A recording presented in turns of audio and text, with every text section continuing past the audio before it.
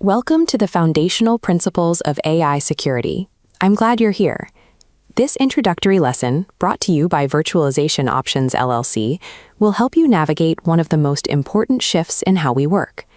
Right now, artificial intelligence is built into our daily tasks, from the emails we write to the way we analyze our quarterly goals. It is a real part of how our business runs every single day. Because AI links every department together, keeping these systems safe is a job for everyone. It is no longer just a task for the IT team. It is a skill we all need to master to protect our organization. To see why this requires a new mindset, we can compare how different software works. On the left, we have traditional software. It functions like a calculator. It follows strict rules written by a programmer. If you put the same information in, you always get the exact same answer out. On the right, we have artificial intelligence. AI works more like a student. It looks at massive amounts of data, learns the patterns, and makes an educated guess. Because it is always learning, its answers can change and adapt over time. This learning nature means that AI creates a shifting target for attackers. Our old security rules aren't enough anymore. We need a new strategy that accounts for how these tools grow and behave as they process more data. Throughout this curriculum, we are going to build your AI literacy so you can use these tools with confidence and keep our data secure. We'll start by looking at how attackers target AI. They might try prompt injection, hiding secret instructions inside a document to trick the AI. Or they might use data poisoning, feeding the system bad information to corrupt what it learns. Stopping these attacks protects our business, and it also keeps us in line with global laws. One major example is the European Union's AI Act, which requires companies to train their staff and secure their systems.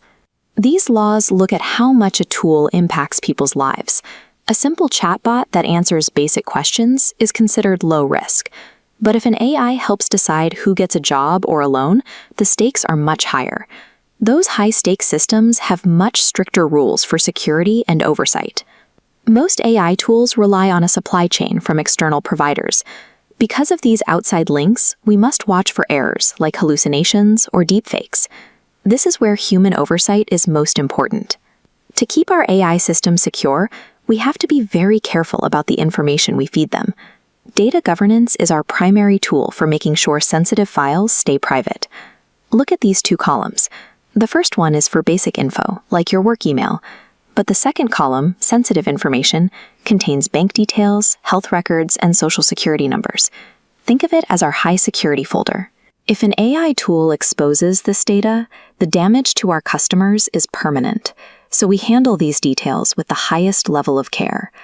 Everyone's role in this is different. Depending on your department, you will face different risks and have different responsibilities. For example, the human resources and legal teams handle our most private files. They must ensure that personnel records and confidential client strategies are never entered into public AI tools, where they could be seen by outsiders. These teams also watch for fairness. If an AI helps sort through job applications, HR must verify that it isn't being biased. Meanwhile, our legal team ensures that using AI doesn't accidentally reveal protected attorney-client conversations. In finance and sales, the risks look a bit different.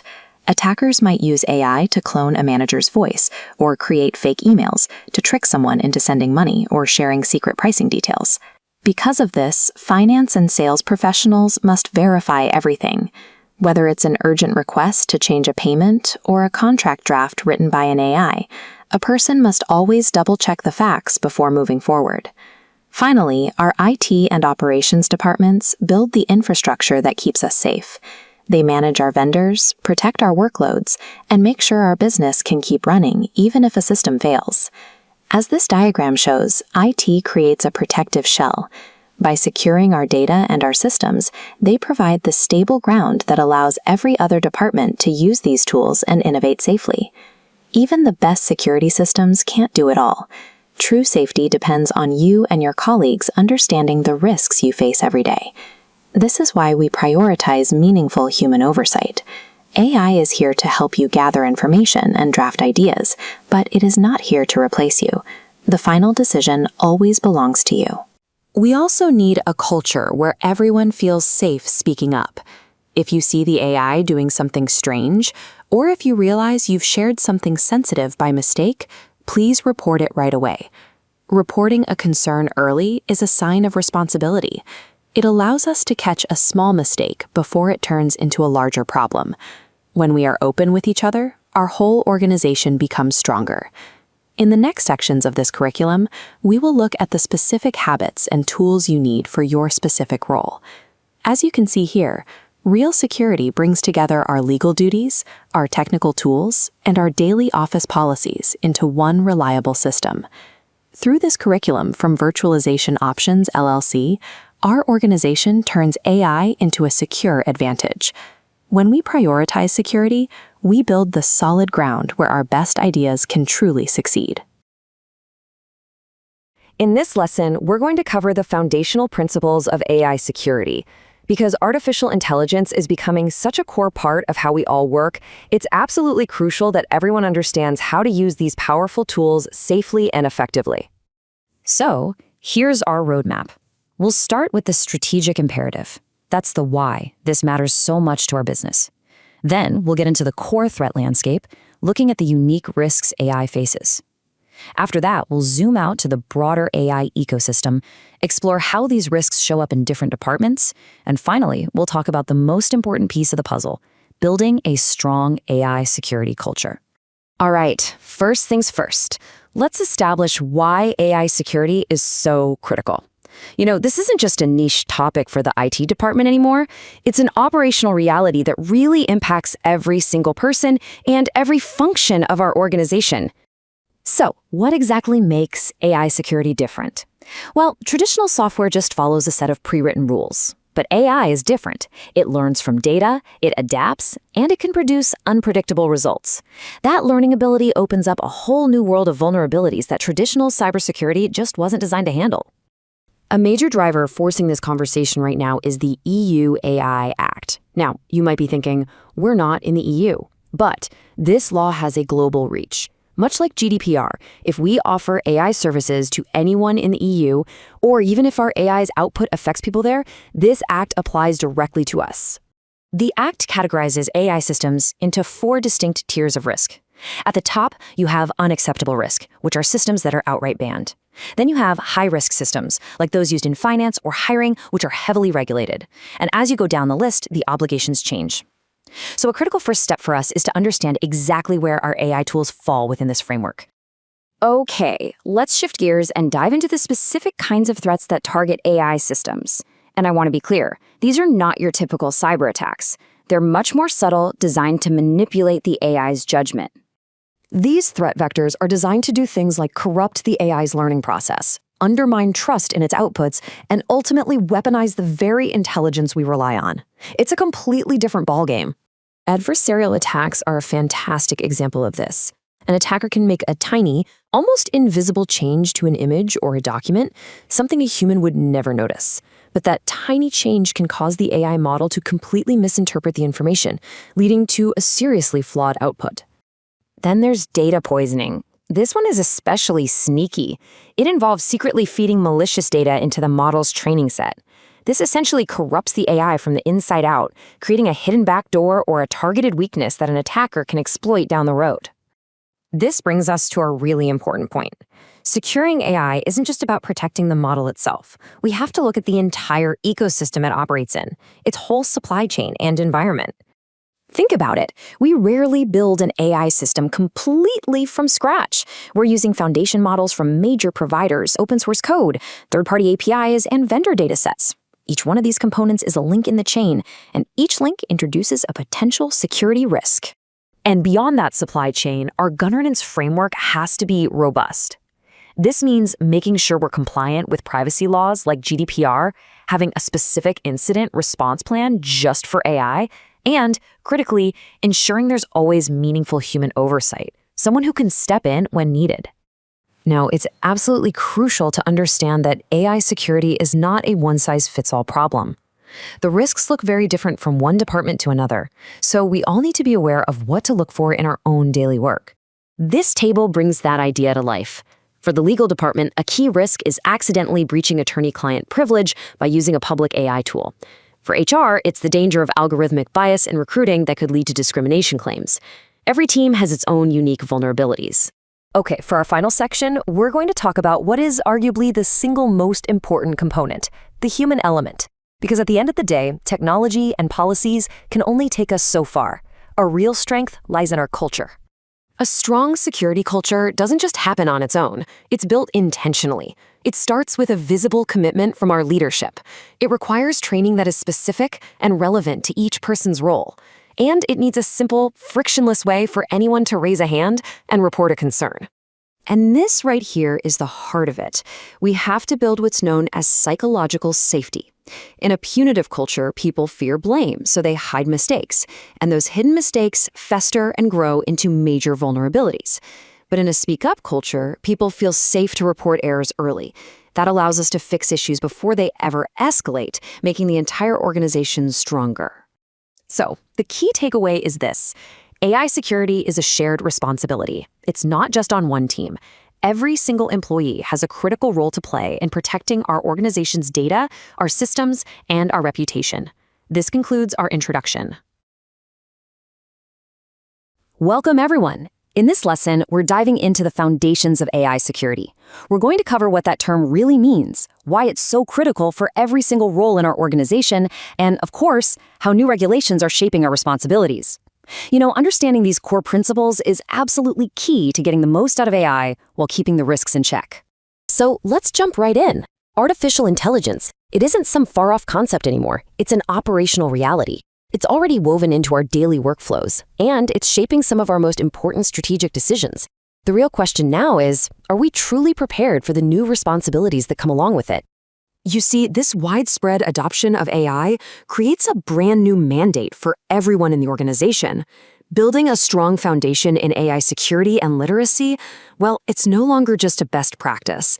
It's become a critical business and legal imperative. To build that foundational understanding, our lesson is going to be structured around 5 key areas. We'll start with why this is a new imperative, then we'll define what AI security really is, take a look at the EU AI Act, explore market pressures, and finally, cover the risk-based approach we need to adopt. Okay, let's start with Section 1, a new imperative. Here, we're going to explore exactly why AI literacy has become a non-negotiable for everyone in our organization. At the very heart of this new mandate is something called AI literacy. And what's really crucial to understand is that this isn't just about being tech-savvy. As this slide points out, the EU AI Act actually makes it a formal legal requirement. What that means for us is that we all have a legal obligation to understand the systems we use and how to operate them responsibly. All right, let's move on to Section 2. In this part, we're going to get practical and break down what AI security actually means. We'll look at its core domains and the unique risks that really set it apart from traditional cybersecurity.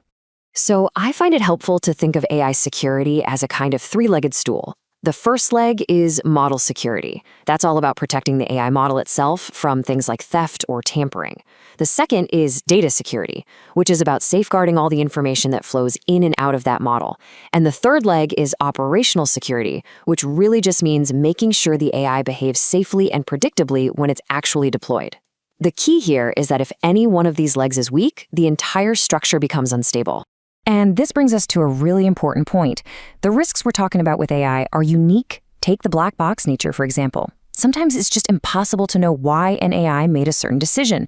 Imagine an AI denies a loan application, but nobody, not a single person, can explain the specific reason. That's a huge real-world consequence. Or think about adversarial manipulation. That's when someone intentionally feeds an AI bad or deceptive data to make it fail. These are specialized risks, and they demand an equally specialized security approach.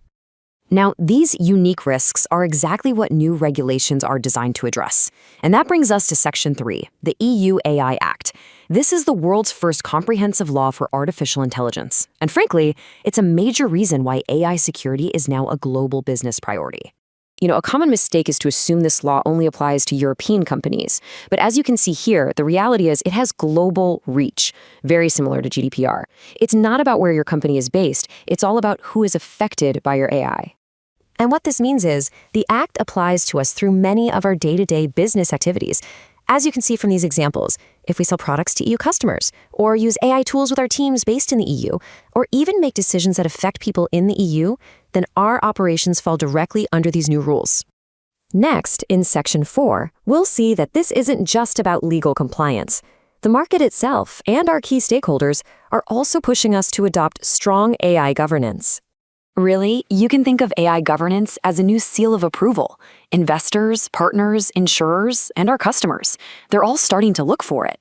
For instance, insurers now factor AI governance into their cyber risk assessments, and major clients are adding AI compliance clauses to their procurement contracts. It's a clear signal that we're a well-run, trustworthy organization, and it's quickly becoming essential for doing business. So the bottom line is this: being proactive about AI readiness is a strategic necessity. It's sort of like putting on your seatbelt before you start driving. It helps us avoid costly problems down the road, and it positions us to seize new opportunities without getting bogged down by regulatory hurdles. Finally, let's move on to Section 5. The EU AI Act actually gives us a really practical framework for managing these new responsibilities through a clear, risk-based approach. The law basically groups AI systems into 4 different risk levels.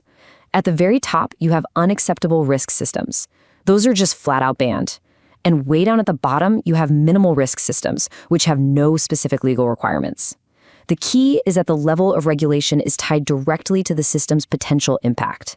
And this means there is no one-size-fits-all approach to compliance.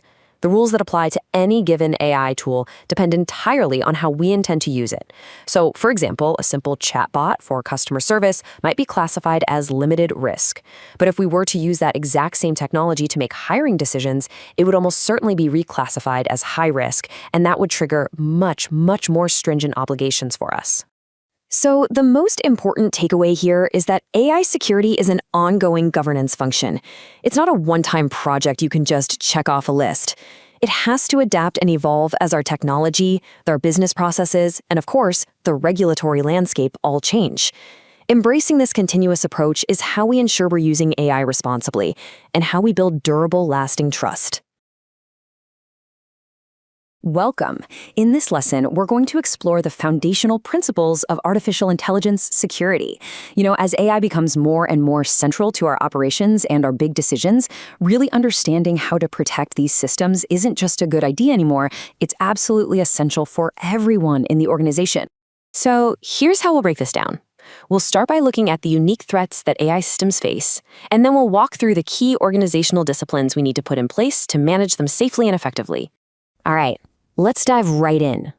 To build any kind of effective defense, we first have to really understand the nature of the challenge. And with AI, the threats are not only unique, they're also changing fast. Now, this right here is a really crucial shift in thinking. When adversaries target our AI systems, they aren't just trying to steal data. Their main goal is actually to corrupt the judgment of these systems, the very reason we rely on them. They want to undermine our trust and compromise the integrity of every business decision that AI influences. So the first type of threat we need to talk about is direct manipulation.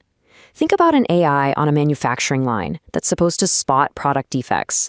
An attacker could introduce tiny, almost invisible changes to a camera feed that would cause the AI to completely miss a critical flaw.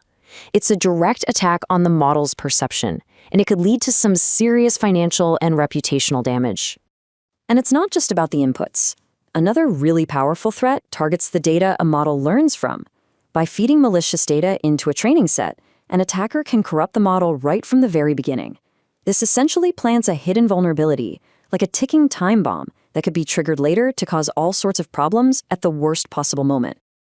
Our AI models are incredibly valuable intellectual property, and they can be targeted directly. By sending a huge number of very strategic queries to a model, an attacker can actually start to piece together how it works, reverse engineer its logic, and basically steal a very expensive proprietary asset. And with all the new generative AI tools, we're seeing brand new threats pop up. Prompt injection is a big one. This is where someone hides malicious instructions inside a perfectly normal-looking request. This can actually trick a large language model into ignoring its own safety rules, which could lead to something like a customer data breach, all from just a single crafty prompt. And finally, there's a subtle but serious privacy risk. Even without a direct data breach, attackers can carefully craft questions for a model to trick it into revealing sensitive private information about the people whose data was used in its training. This creates some pretty significant compliance and trust issues. Okay, so now that we have a clearer picture of what we're up against, let's start talking about defense. And the very first, most foundational pillar here is solid data governance. When we talk about effective data governance for AI, it really boils down to 3 core activities. We have to guarantee the quality and integrity of our data. We need to enforce strict access controls and manage the data's lifecycle. And of course, we have to follow emerging documentation rules like the ones in the EU AI Act. And what this table really drives home is a critical point. Poor data quality isn't just some back-office operational headache. No, it's a direct security and compliance concern with a very real, measurable impact on the business, from flawed decisions all the way to major compliance risks. But it's not enough just to secure the data. We also have to manage the AI model itself. We have to treat it like the critical, constantly changing asset that it is, and that requires a structured approach that covers the model's entire life cycle. Thankfully, there's a specific discipline for this. It's called Model Risk Management, or MRM. It gives us a formal structure to make sure a model isn't just technically working, but that it's also safe and effective. It's all about tackling the risk that a model might spit out incorrect, biased, or even unsafe results. And this is absolutely critical. The process has to start before a model ever gets deployed. We need independent validation. This isn't just about checking a box to see if the model works under perfect conditions. It's about stress testing it against messy, real-world scenarios, looking for edge cases, and even thinking about how it could be misused. The second step happens after deployment, and that's continuous monitoring. You see, AI systems aren't set-it-and-forget-it assets. Their performance can and will change as the real-world data they see evolves.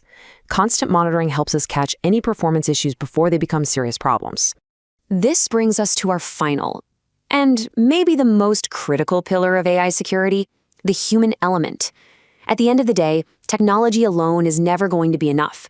Real security requires human judgment and active oversight. Meaningful human oversight is really our ultimate control. It's what ensures that we don't just blindly follow automated decisions, especially when the stakes are high.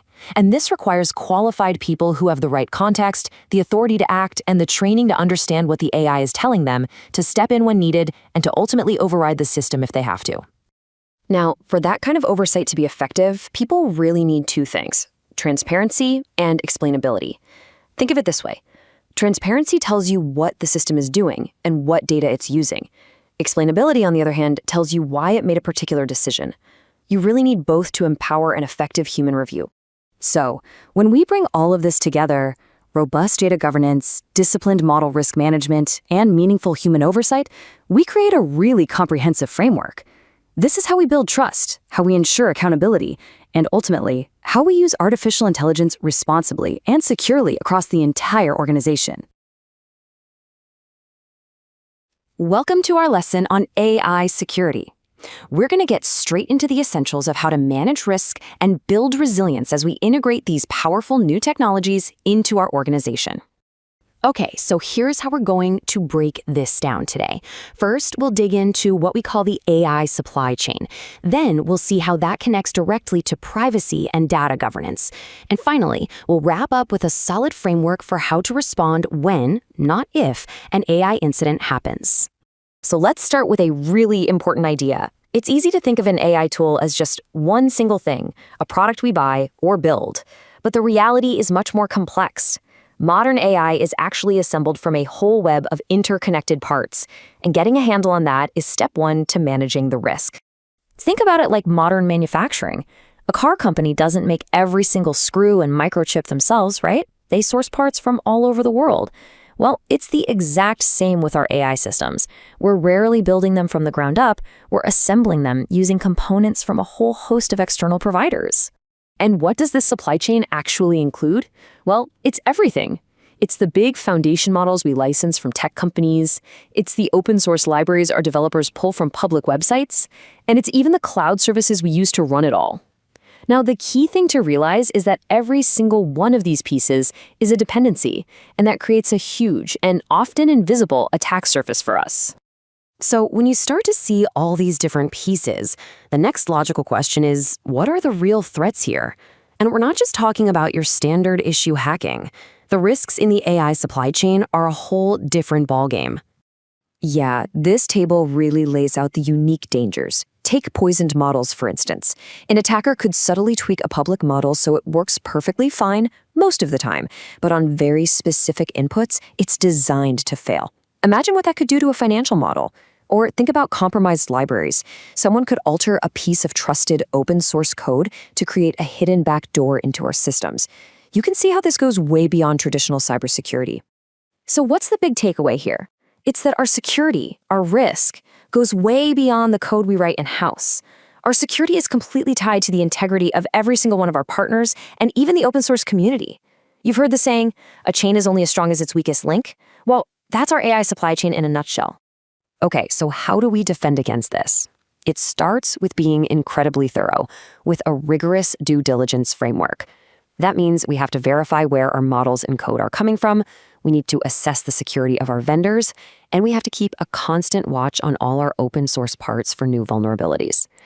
This all gets captured in what's called a software bill of materials, or an SBOM. Think of it like a detailed ingredients list for every single AI system we build. It's absolutely essential.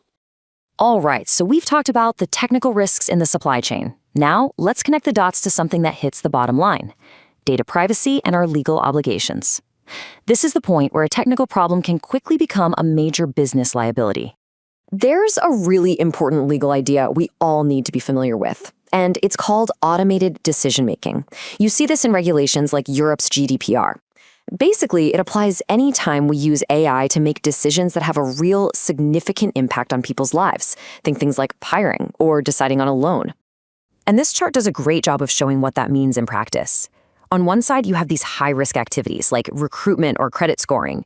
For these, regulations often demand extra safeguards, like making sure a human can review the decision. But on the other side, you have lower-risk uses, like an internal tool that summarizes documents. The rules for those are very different.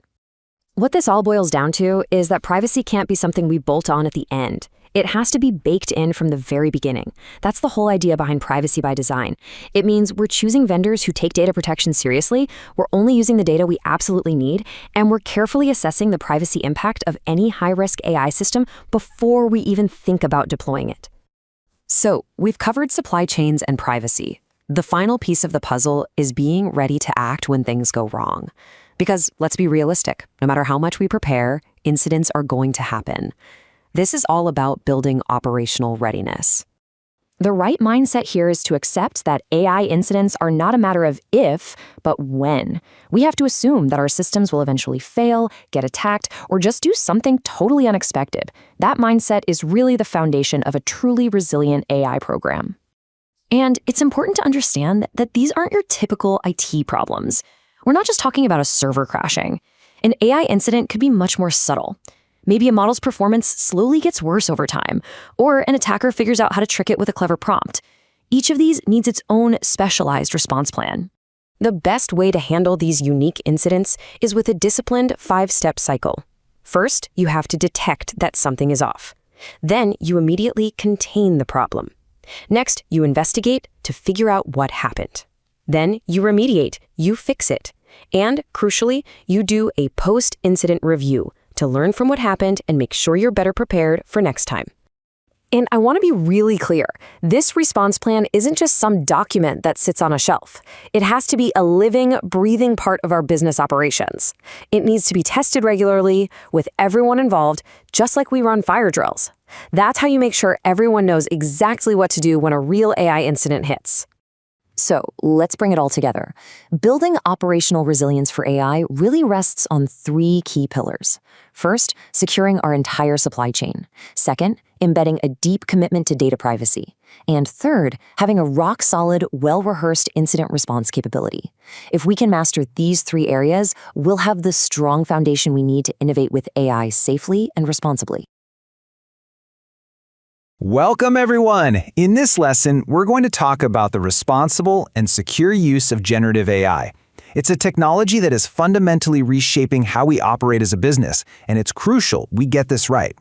So here's our roadmap. We'll kick things off by looking at the business impact of generative AI. Then we'll dive right into the key security risks it introduces. From there, we'll explore the very real challenge of AI bias, and we'll wrap up by outlining a practical governance framework for responsible use. All right, let's jump into our first section. This is all about setting the stage, really understanding why this conversation is so critical for every single part of our organization. I mean, think about it. Tools like Microsoft Copilot and Google Gemini are quickly becoming a core part of our daily workflows. And while the productivity gains are incredible, this rapid adoption also introduces a brand new and pretty challenging security frontier that we absolutely must navigate with care. This brings us straight to the new landscape of security risks. And these risks, well, they really demand our immediate and focused attention. Yeah, and this is the key point. The risks we're up against aren't just a new version of old problems. They are fundamentally different. So understanding these unique threats is really the first, most critical step toward managing and mitigating them effectively. This table does a great job of breaking down the 5 core threat categories.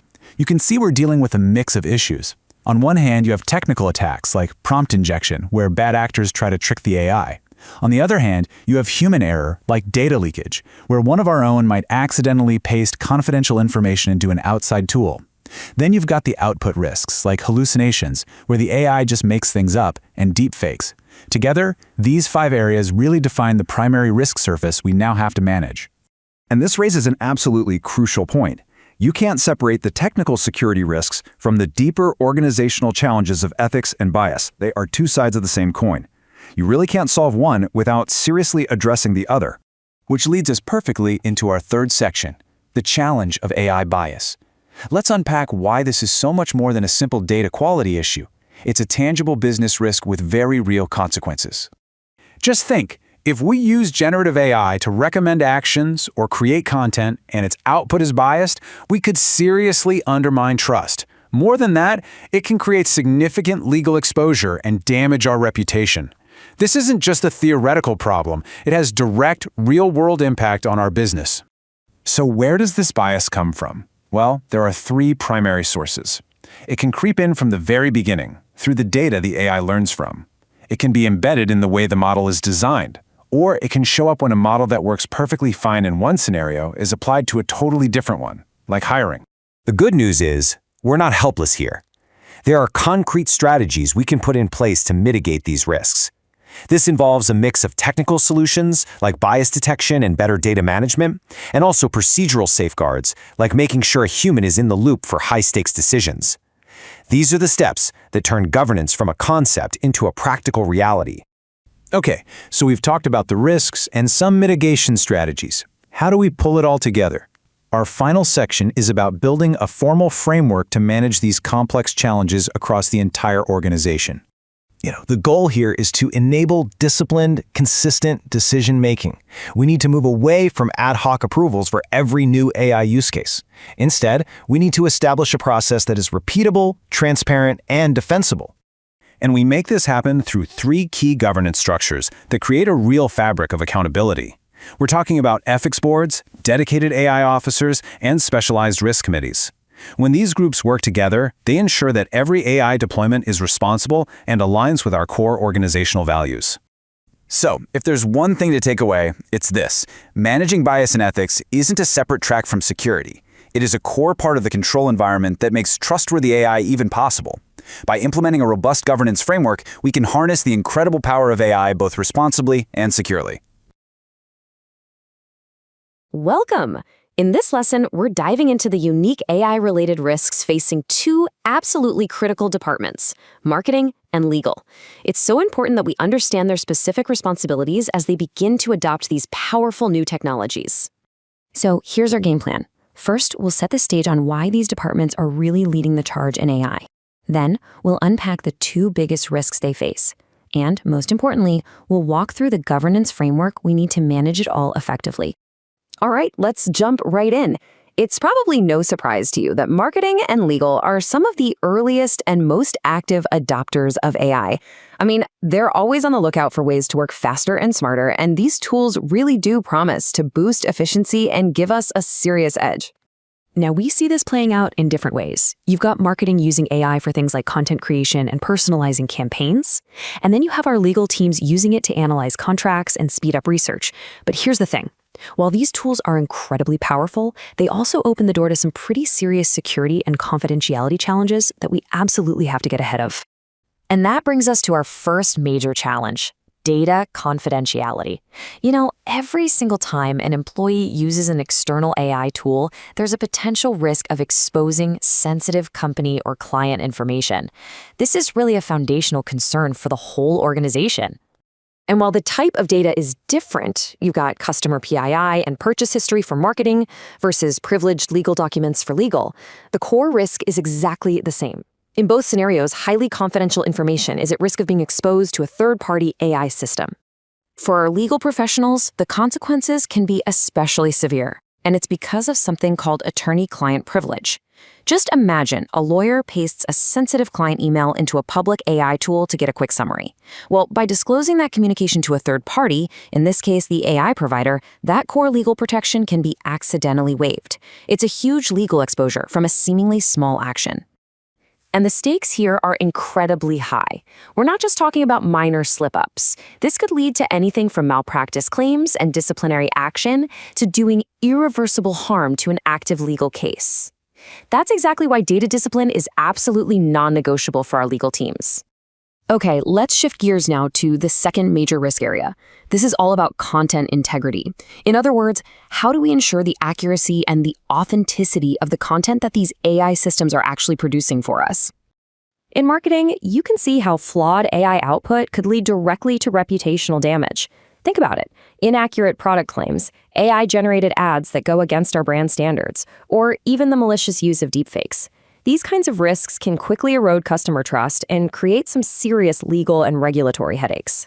The parallel risks over in the legal world are just as serious. Imagine an AI generating a contract, but it has critical errors or misses key provisions, or a legal brief that uses completely fabricated case citations. Even the drafts created by AI could become discoverable in litigation, which would complicate our legal strategies significantly. The underlying vulnerability for both marketing and legal is a phenomenon you might have heard of called AI hallucination. This is when an AI model confidently just makes stuff up, presents completely fabricated information as if it's a verified fact. This makes it absolutely imperative that we treat all AI-generated output as a first draft, never as the final verified truth. So, with these risks clearly in mind, what's the path forward? How do we use these tools safely? Well, the answer lies in a unified governance framework, one that's built on clear principles and practical controls that everyone in the organization can understand and follow. Our strategy for managing AI risk really stands on 3 pillars. First, it starts with rigorous due diligence on any AI vendor we even think about bringing in. Second, it continues with crystal clear internal policies that dictate exactly how these tools can be used. And third, it finishes with what I think is the most important step: mandatory human review for all high-stakes AI outputs. And when we talk about due diligence, we have to go way beyond just a tool's bells and whistles. We have to ask the tough questions. How will our data be handled? Who actually owns the output? Does their security meet our high standards? And what happens if there's a data breach? These are the details that truly matter. But when it comes down to it, the single most critical control we have is human review. Let's be clear, professional accountability can't be delegated to a machine.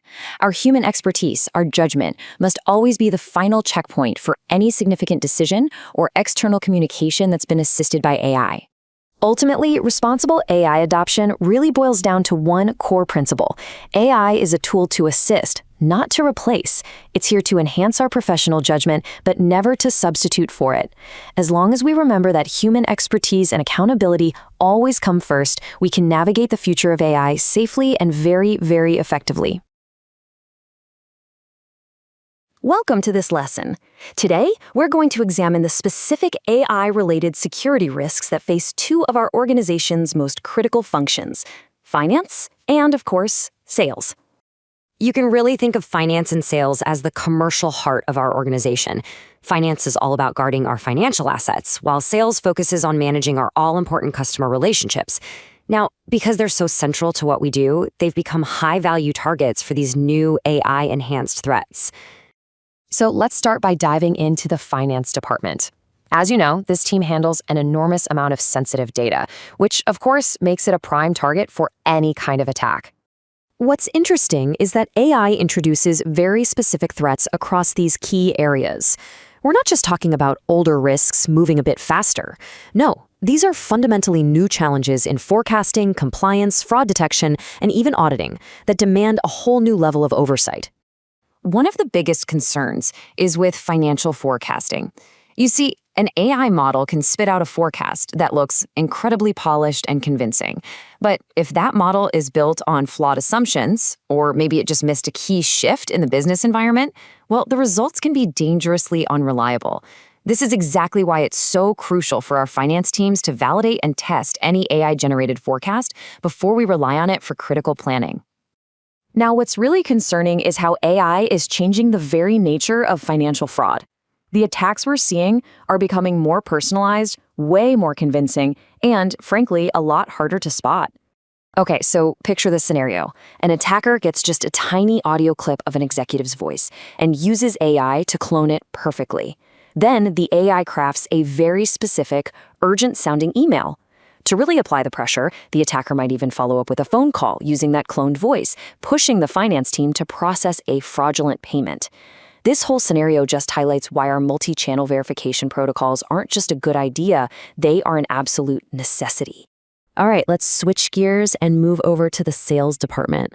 We're going to see how these AI risks pop up when we're managing customer relationships and all of that confidential sales data. Our customer relationship management systems, our CRMs, are just a treasure trove of confidential business information. I'm talking about everything from pricing data and deal strategy to sensitive contact details.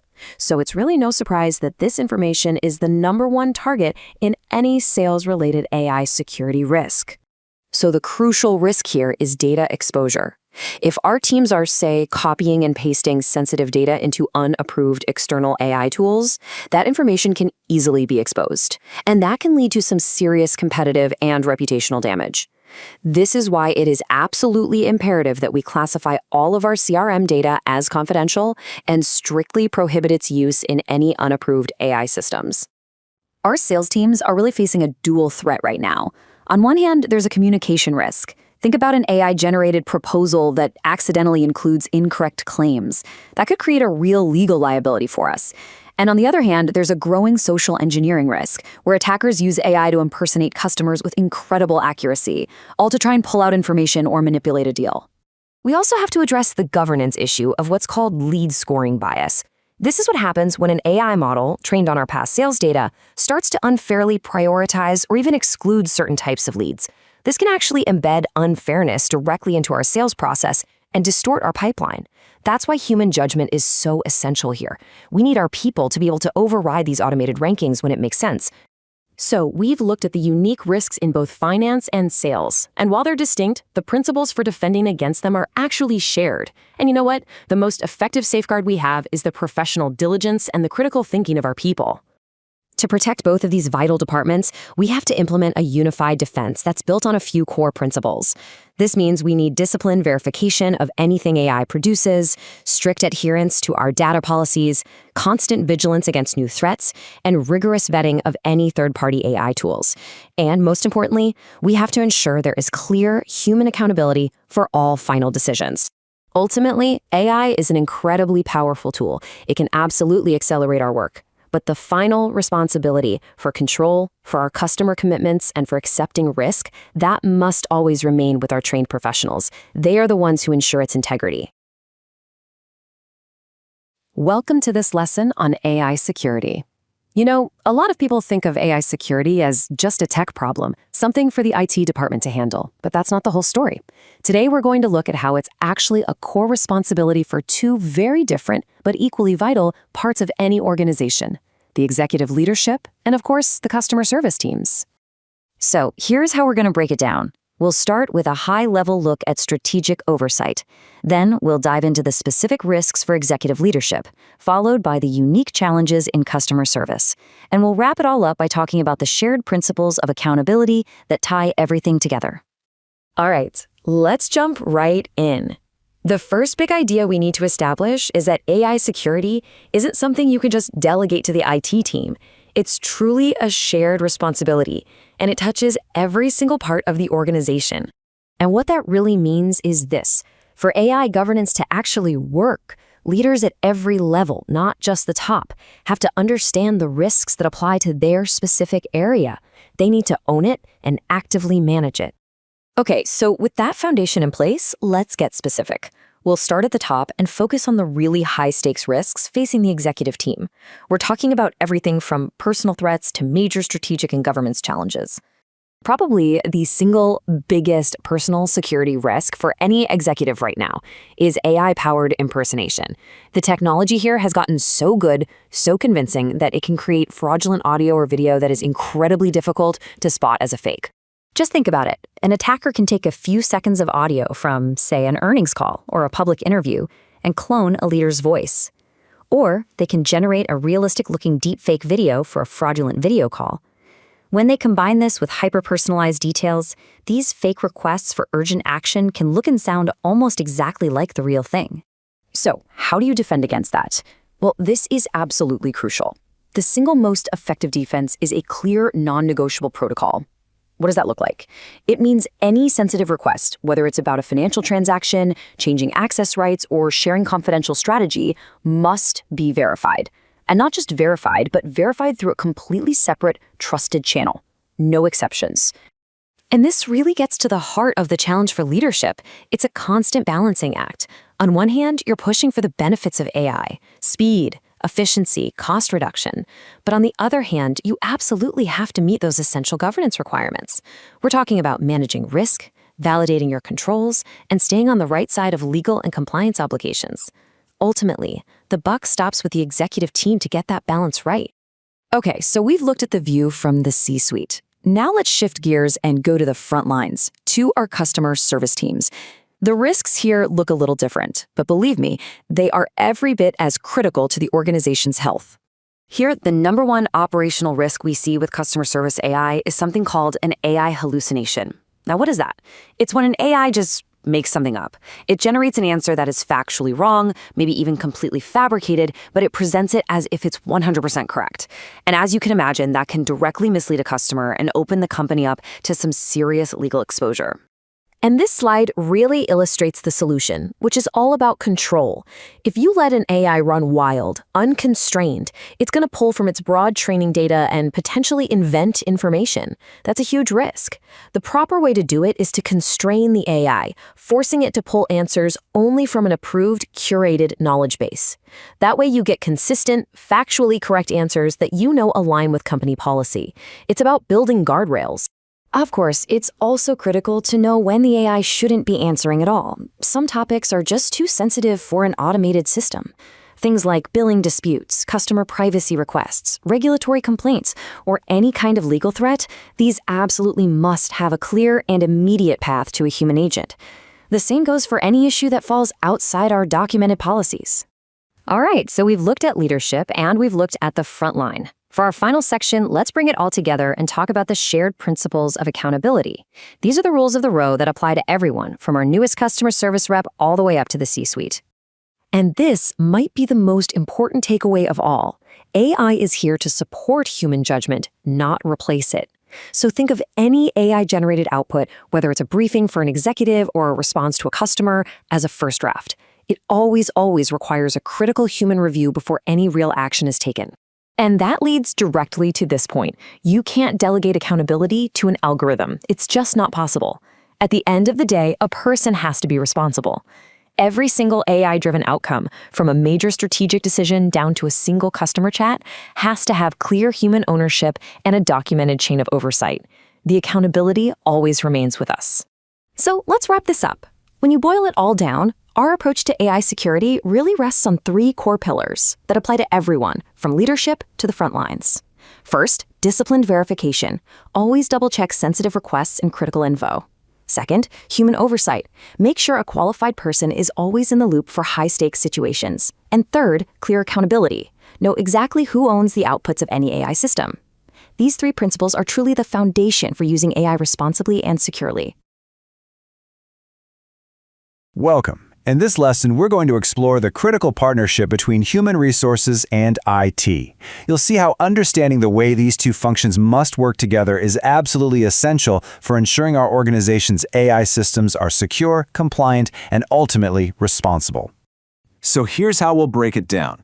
We'll start with the foundational control points. Then we'll look at the specific roles of HR and IT. And finally, we'll see how it all comes together into one cohesive strategy. All right, let's dive right in by establishing the two organizational pillars that really form the foundation for any effective AI governance. At the end of the day, AI security really comes down to these two departments. Why? Because they are the guardians of our organization's most vital assets, our people and our technology. Successful AI governance is, frankly, impossible unless they're working in complete alignment. So first, let's focus on that HR pillar. We'll look at its mandate to manage the very human-centric risks that pop up whenever we deploy artificial intelligence in the workplace. Now, it's crucial to understand that AI systems used in employment are labeled high risk for a very good reason. They are under intense legal scrutiny, and that's because of their potential for a huge impact on an individual's career and livelihood. This really elevates our duty of care and means we need meticulous governance. This table shows exactly where those risks become real. For example, think about talent acquisition. An AI trained on historical data could easily, and inadvertently, screen out perfectly qualified candidates from underrepresented groups. Or what about performance management? A lack of transparency in how an AI tool works can just completely erode employee trust. You can see how each of these areas requires a proactive and really thoughtful management strategy. And it goes beyond just the functional risks. We have to consider the data itself. HR systems, they house the most sensitive personal information in the entire organization. This data demands the absolute highest level of protection because, when it's processed by AI, even information that's been anonymized can sometimes be re-identified or used to draw inappropriate conclusions. That creates some pretty significant privacy and ethical risks. Okay, let's shift gears now to our second pillar, information technology. Here, we're going to examine how IT builds the secure technical framework that's required for any AI system to operate safely and effectively inside our organization. The foundational security principle for IT is something called zero trust. It's a simple but incredibly powerful concept. Never trust, always verify. What that means in practice is that every single request to access an AI model or its data or its programming interface has to be fully authenticated and authorized before any access is granted. Period. And this model here illustrates a key point perfectly. Security isn't just some final step you take at the end. It's a continuous process.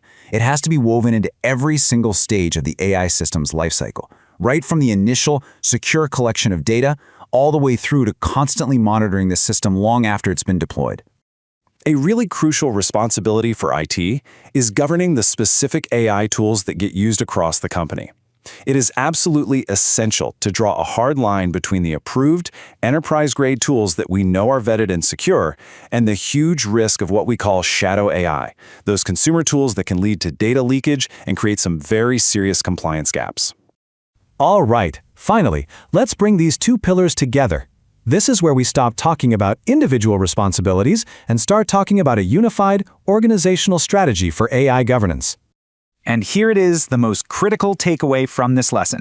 These controls just cannot operate in silos. An HR policy on the acceptable use of an AI tool is basically useless without IT building the technical controls to enforce it. And likewise, a technical restriction from IT without a clear HR policy explaining the why behind it, well, that just leads to confusion.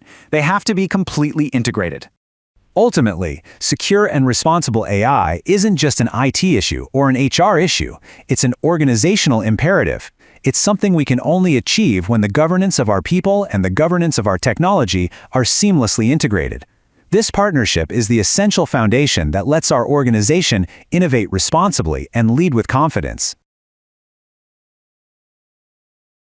Welcome. In this lesson, we're diving into an absolutely critical topic: how we secure the artificial intelligence that's now running at the very core of our business operations and our supply chain.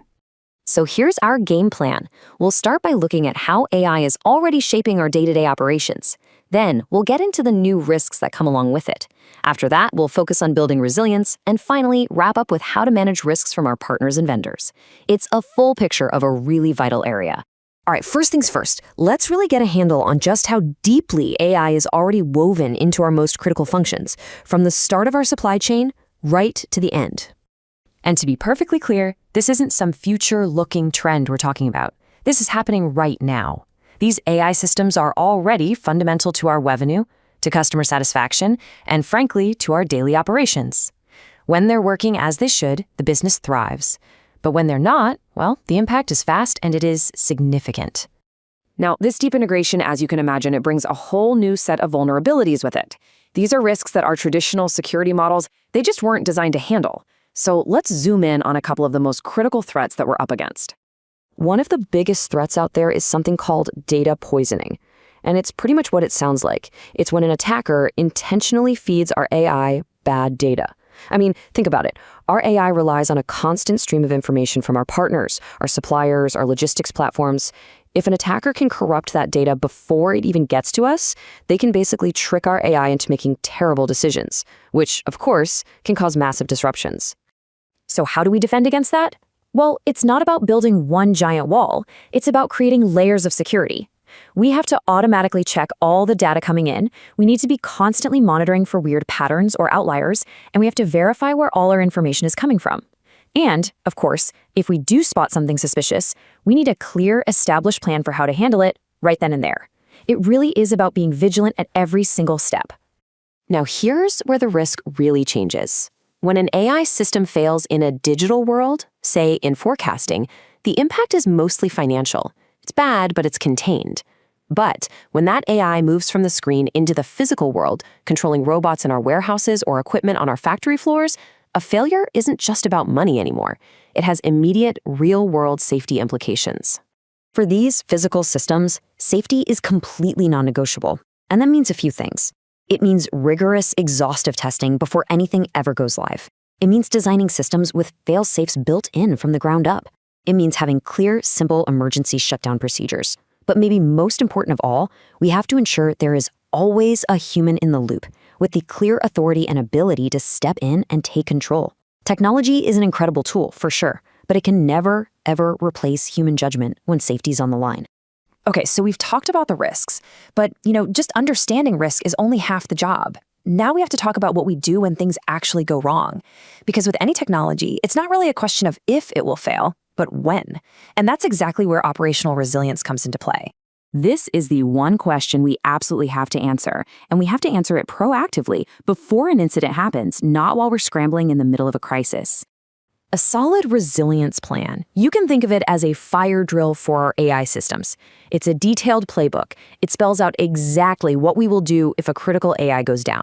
It starts by identifying every process that relies on AI, figuring out what the potential damage would be if it fails, and, this is the most important part, making sure we have a tested, ready-to-go manual backup plan for our most essential functions. It's all about being prepared for the worst so that we can keep the business running no matter what. And finally, let's talk about the risk that comes from our partners. A lot of our most important AI capabilities actually come from third-party vendors, and that makes their security a critical part of our security. This really gets to a crucial shift in our thinking. We have to hold our vendors to the exact same rigorous standards we apply to ourselves. This kind of assessment can't just be a check-the-box activity when we're buying something. It has to be a continuous, ongoing part of how we manage risk. So this framework gives us the right tools to do that, to hold our vendors accountable. It's really a set of tough but absolutely necessary questions we have to ask every single one of our AI partners. We need to know, how do they protect their systems? How are they handling our data? What's their plan if there's a security breach? And are they using our information for anything besides helping us? This is all about being a smart, informed client and protecting our business from risk we don't need to take. So, what's the bottom line here? Securing our operational AI isn't an IT issue. It's a fundamental business function. It's about protecting our revenue, it's about ensuring the continuity of our operations, and most importantly, it is about keeping our people safe. By taking a systematic, proactive approach to managing our internal systems, planning for failure, and holding our partners to the highest standards, we're not just protecting the business for today, we're building a much more secure and resilient foundation for the future. Welcome. In this lesson, we're going to talk about something that's absolutely critical for our AI strategy, and that's building a strong, resilient security culture. So let's just dive right in. We can invest in the most sophisticated, cutting-edge technology out there, but at the end of the day, our security really comes down to people. A single action can bypass all of it, and that right there is the central challenge we have to tackle together. You see, all those technical controls we have in place are essential, but they're only one part of the equation. They're an incomplete defense. For them to be truly effective, they have to be backed up by a real understanding of the unique risks AI brings and a sense of personal responsibility from every single one of us. The technology gives us the tools, but it's our collective awareness that truly makes them powerful. So what's the answer? Well, it's about building an organizational culture where everyone, and I mean everyone, in every single department, views our AI tools and the data they use as shared assets that we all have to protect. This is a big shift, moving away from the idea that security is just an IT function. It's not. It's a shared responsibility. And this slide really gets to the heart of it. Our goal here is to move beyond just having a rulebook or policy manual. We want to embed these security principles into the fabric of our daily work. The idea is for secure behavior to become second nature, just a core part of how we operate and how we innovate. Now, I know culture can feel a little, abstract. So to make this tangible, we've broken it down into 3 concrete foundational pillars. Think of these as the actual building blocks we'll use to make our security mindset a reality. Let's quickly walk through them. First, it all starts at the top. Leadership has to set the tone and make it clear that AI security is a visible, top-tier business priority. Second, we back that up with practical training that's specific to your role. We need to show you how AI risks might actually show up in your daily tasks. And third, we have to make it incredibly simple to raise a concern or ask a question. No hesitation, no hurdles. Holding all 3 of those pillars up is one critical element: psychological safety. And this isn't some soft skill or a nice to have. It is, without a doubt, our single most important security control. It's what creates an environment where people actually feel safe enough to raise those issues in the first place. And that brings us to a really key point. Our security isn't defined by avoiding mistakes, because let's be honest, that's impossible. It's defined by how we respond to them.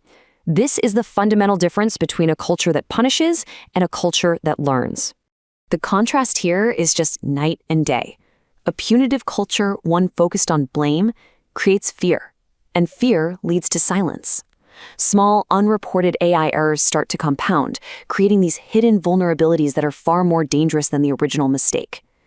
On the flip side, in a speak-up culture, people feel safe. They raise concerns early, which lets us catch and correct issues before they escalate.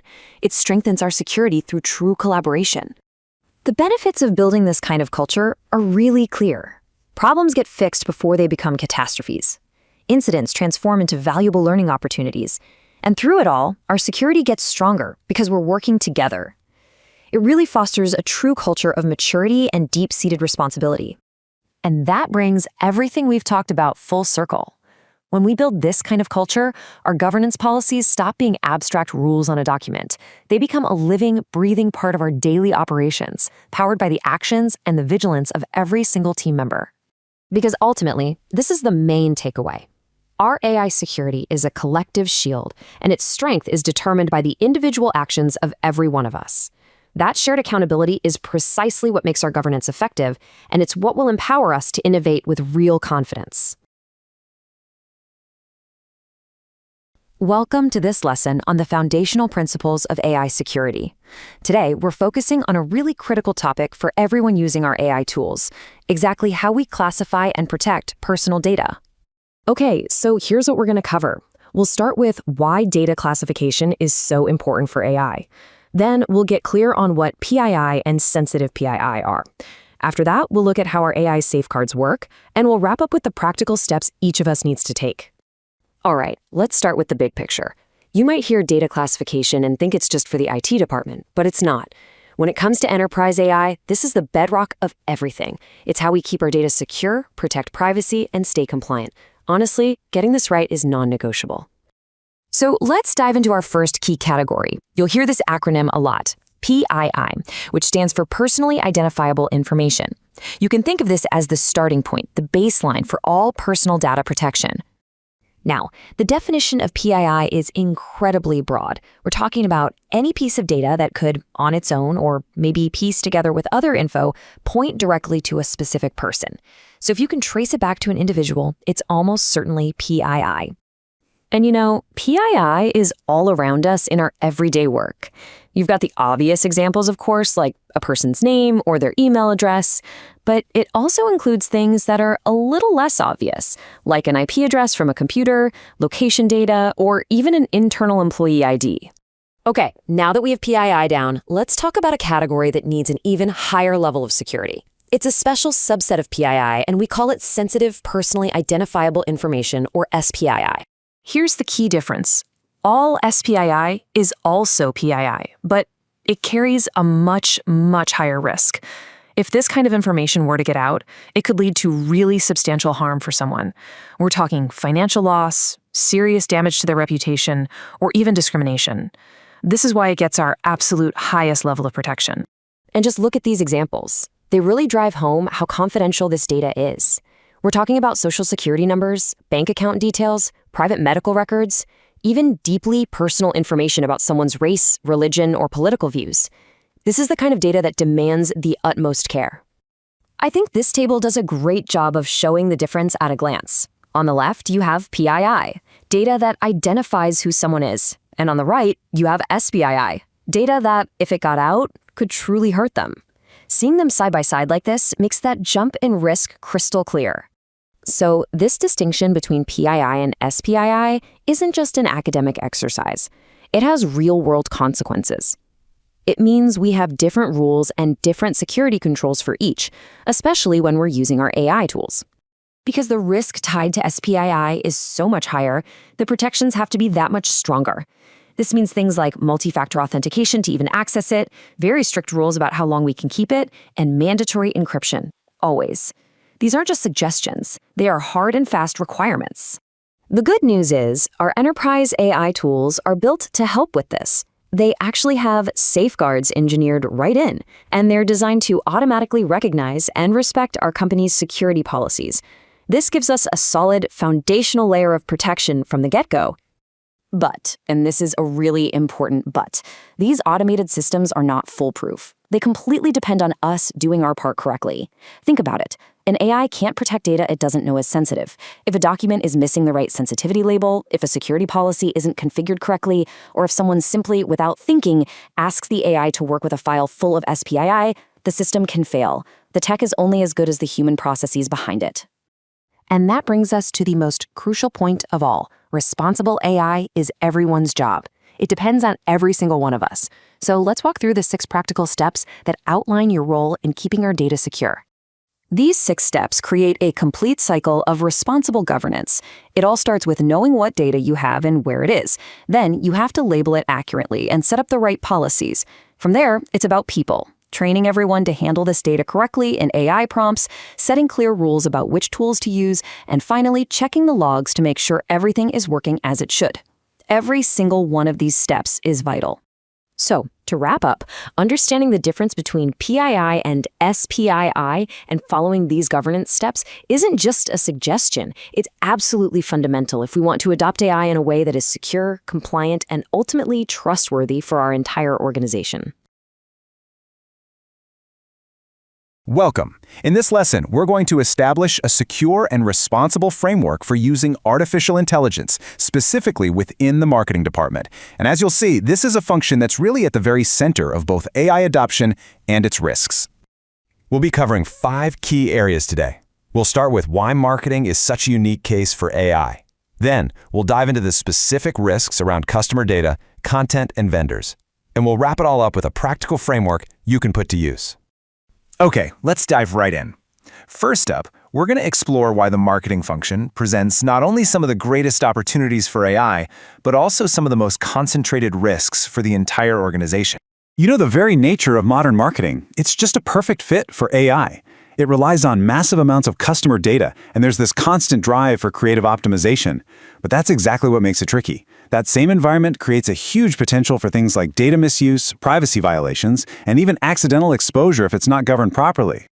And that brings us perfectly to our second section, which focuses on what is probably the most critical asset and liability in marketing: customer data. Managing this data correctly isn't just about legal compliance. It is the absolute foundation of customer trust. So take a look at how this breaks down. We've mapped some common marketing assets directly to their potential risks. For instance, you have your CRM records. Well, those can lead to the exposure of personally identifiable information, or PII. Or think about web and email analytics. That data can be misused for unapproved profiling. And of course, sharing customer lists or ad platform data with AI vendors, that could lead to some really serious compliance failures under major privacy laws like Europe's GDPR and California's CCPA. So here's the balancing act, right? On one hand, you have the incredible power of AI personalization to create these highly engaging customer experiences. But on the other hand, you have the non-negotiable demands of compliance. Those same regulations mean we have to get explicit and specific consent for every single piece of data that powers those experiences. All right, let's move on to our third section. Here, we're going to tackle the risks that pop up when using generative AI for content. This is where protecting the organization's brand and legal standing becomes absolutely paramount. Generative AI can churn out marketing copy, images, and all sorts of other assets at an incredible scale.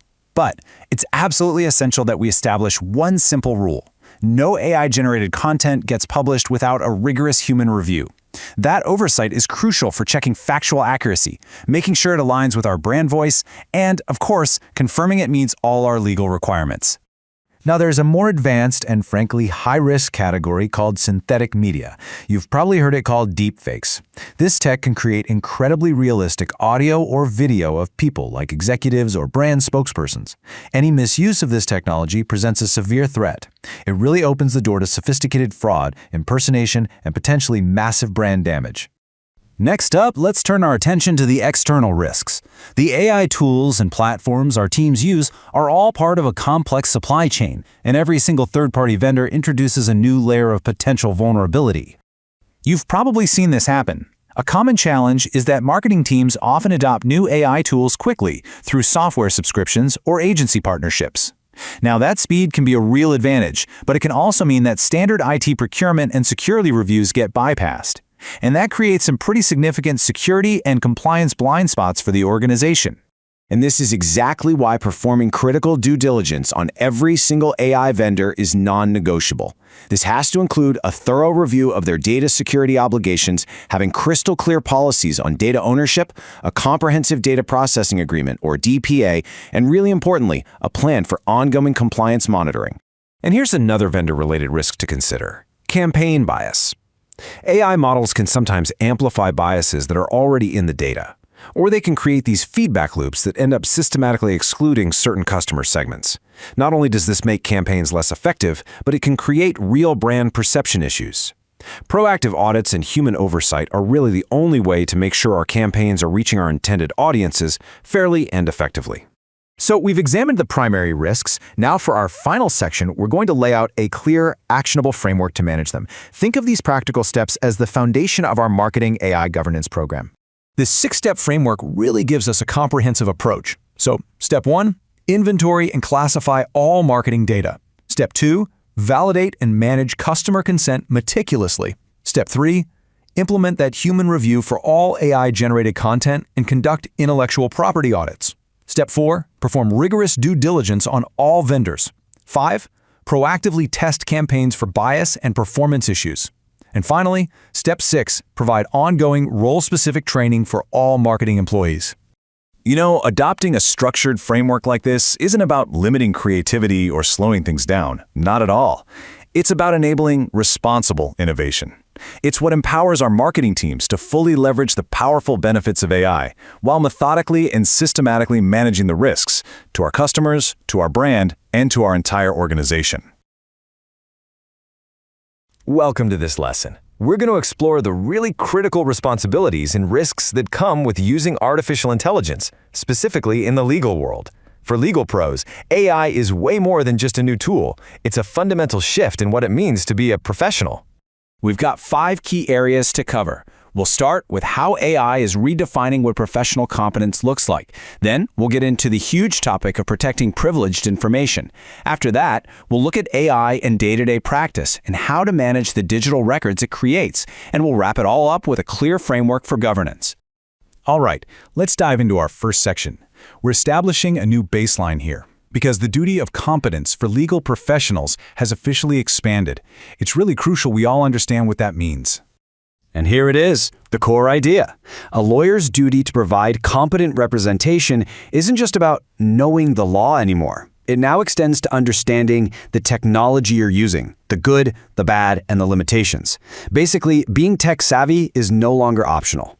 So what does that really mean? Well, it means that using an AI tool without understanding how it works, how it handles data, or where it might go wrong, that's just not a defensible position anymore. It's now a matter of professional responsibility. Okay, so this new duty of competence leads us right into one of the biggest risks out there, protecting sensitive and, of course, privileged information when we're using AI. Now, for anyone who's not in the legal function, it's so important to understand this. This privilege is an absolute cornerstone of our legal system, and protecting it, that is paramount. And what you're seeing here, these aren't just some vague, far-off possibilities. Nope. These are immediate, real-world risks that pop up the second any sensitive legal info gets typed into an unapproved public AI system. This slide just brilliantly lays out the difference, doesn't it? On one side, you have a secure, enterprise-level tool, and on the other, a public one. They are just fundamentally different when it comes to risk and handling confidential information. It's night and day. So let's take a look at how AI is actually being used in day-to-day legal work. We'll examine the incredible opportunities, but also the very specific operational risks that come along for the ride. This table breaks it down so clearly. You can see that for every single use case, there's a specific human-centered control that's absolutely necessary to make sure everything is accurate and reliable. You just have to have that human review. And this is really the golden rule for every legal team using AI. The AI assists. It doesn't replace professional judgment. Any output has to be treated like an early first draft, something that a human expert then has to validate. The accountability stays with the person. Next up, let's talk about the digital trail that these AI tools create, because every interaction has massive implications for things like litigation and compliance. This process really shows it all. Every single time someone interacts with an AI tool, it creates a digital breadcrumb trail. And that trail, the prompts, the outputs, has to be managed just like any other business record, say an email or a document.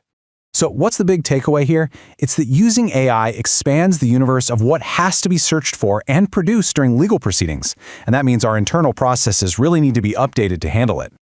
Finally, let's put all of this information together into a clear, actionable framework of governance checkpoints specifically for the legal department. You can think of this framework as a set of clear actions that every single legal professional has to follow. It's the guide to navigating all the complexities of AI, both responsibly and ethically. And that's really the bottom line. Adopting AI the right way isn't a technical challenge. It's a professional mandate. Upholding these principles is absolutely essential. It's how we protect our clients, our organization, and frankly, the integrity of the entire legal profession. Hello and welcome. In this lesson, we're diving into a really critical challenge, figuring out how to integrate artificial intelligence safely and effectively right into our financial operations. The goal here is to really harness the incredible power of AI for things like analysis and efficiency, while at the same time meticulously managing the very real risks that come along with it. So, the core idea we're going to explore is this. To truly unlock all the benefits of AI in finance, we have to build on a solid foundation, a foundation of strong controls, diligent human review, and really clear, accountable oversight. This is all about pushing innovation forward, but doing it in a disciplined, strategic way. We've structured our discussion around 4 key areas. First, we'll look at AI's role in our day-to-day financial operations. Then, we'll explore the risks around fraud and compliance. From there, we'll get into the crucial topic of protecting our sensitive data. And finally, we'll wrap it all up with the core principles of strong governance. All right, let's jump right into our first section. We're already seeing AI being applied across some of the most fundamental and high-stakes functions in finance. Everything from the financial close process all the way to treasury management. This is a classic trade-off. On one hand, AI can definitely speed up the financial close by helping with things like variance analysis. That's just comparing actual results to forecasts.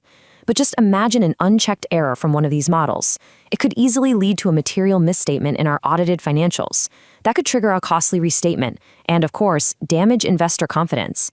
And that's exactly why essential controls like human review and validation are completely non-negotiable. Every single AI-generated output has to have a clear and complete audit trail, period. And when we move over to Treasury, it's a very similar story. Here, AI helps with vital functions like cash forecasting. The risk is just as direct. A flawed model can create some very costly errors that directly impact our financial stability. That's why expert judgment and rigorous backtesting, which is really just testing the model on past data to see how it would have performed, are absolutely essential before we act on any of its recommendations. Okay, let's shift gears now and turn our focus to fraud and compliance. This is an area where automated systems intersect with our most critical regulatory duties, and AI's role here is both complex and incredibly important. What this process really highlights is that AI is a partner in detecting fraud. It's not a replacement for our professionals. The AI is great at flagging an anomaly, but it takes a human expert to investigate the context and make that final call. And that feedback loop is what makes the model smarter over time. It's a human-led, technology-assisted cycle. And this is a really critical point. If we rely only on AI, we can create a dangerous sense of false confidence. We have to remember that our adversaries are smart, and they are actively designing attacks specifically to get around automated defenses. Our strategy must always integrate AI within a broader, human-centric approach to preventing fraud. The stakes are just as high when it comes to tax and regulatory filings. AI can certainly help with the prep work, but any error can lead to significant penalties. So the required control here is simple and non-negotiable. Every AI-assisted filing must be rigorously reviewed and formally signed off on by qualified tax professionals. Now, our third section gets to one of the most fundamental responsibilities we have in the finance department, safeguarding the organization's most sensitive data. So we're all on the same page. Let's be crystal clear about what we're protecting. We're talking about material non-public information, or MNPI. Think M&A plans, earnings data before it's released, board materials. You get the idea. Any exposure of this data carries severe legal and financial consequences for our entire organization. So, the big question is, how do we protect this data when we're using AI? Well, the answer lies in these core controls. We absolutely must conduct rigorous due diligence on any AI vendor we work with. We need a robust data classification framework, granular access controls, and very clear internal policies that dictate exactly how our financial data can and cannot be used with AI tools.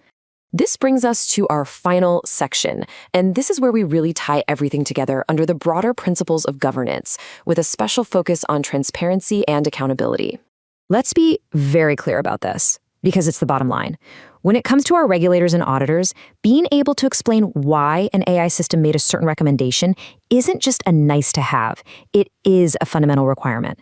Every single financial decision that's influenced by AI must be completely auditable and entirely justifiable. So this table is a great summary of the key risk categories we've just covered, from financial misstatement and liquidity risk, all the way to compliance penalties and sensitive data exposure. Each one of these points really underscores why a disciplined, thoughtful governance framework is so incredibly critical. In closing, the most important thing to remember is that effective governance shouldn't be seen as a barrier that slows down innovation. It's actually the essential enabler of it. By putting these strong controls in place, we transform AI from something that could be a potential liability into a disciplined and powerful strategic asset for our entire organization. Welcome! In this lesson, we're diving into something that's absolutely critical for any modern business: how to handle artificial intelligence within the sales department. We're going to cover the unique security, compliance, and even ethical challenges that come with using these incredible new tools safely and effectively. So, here's our game plan. First, we'll set the stage by looking at how AI is already changing the sales landscape.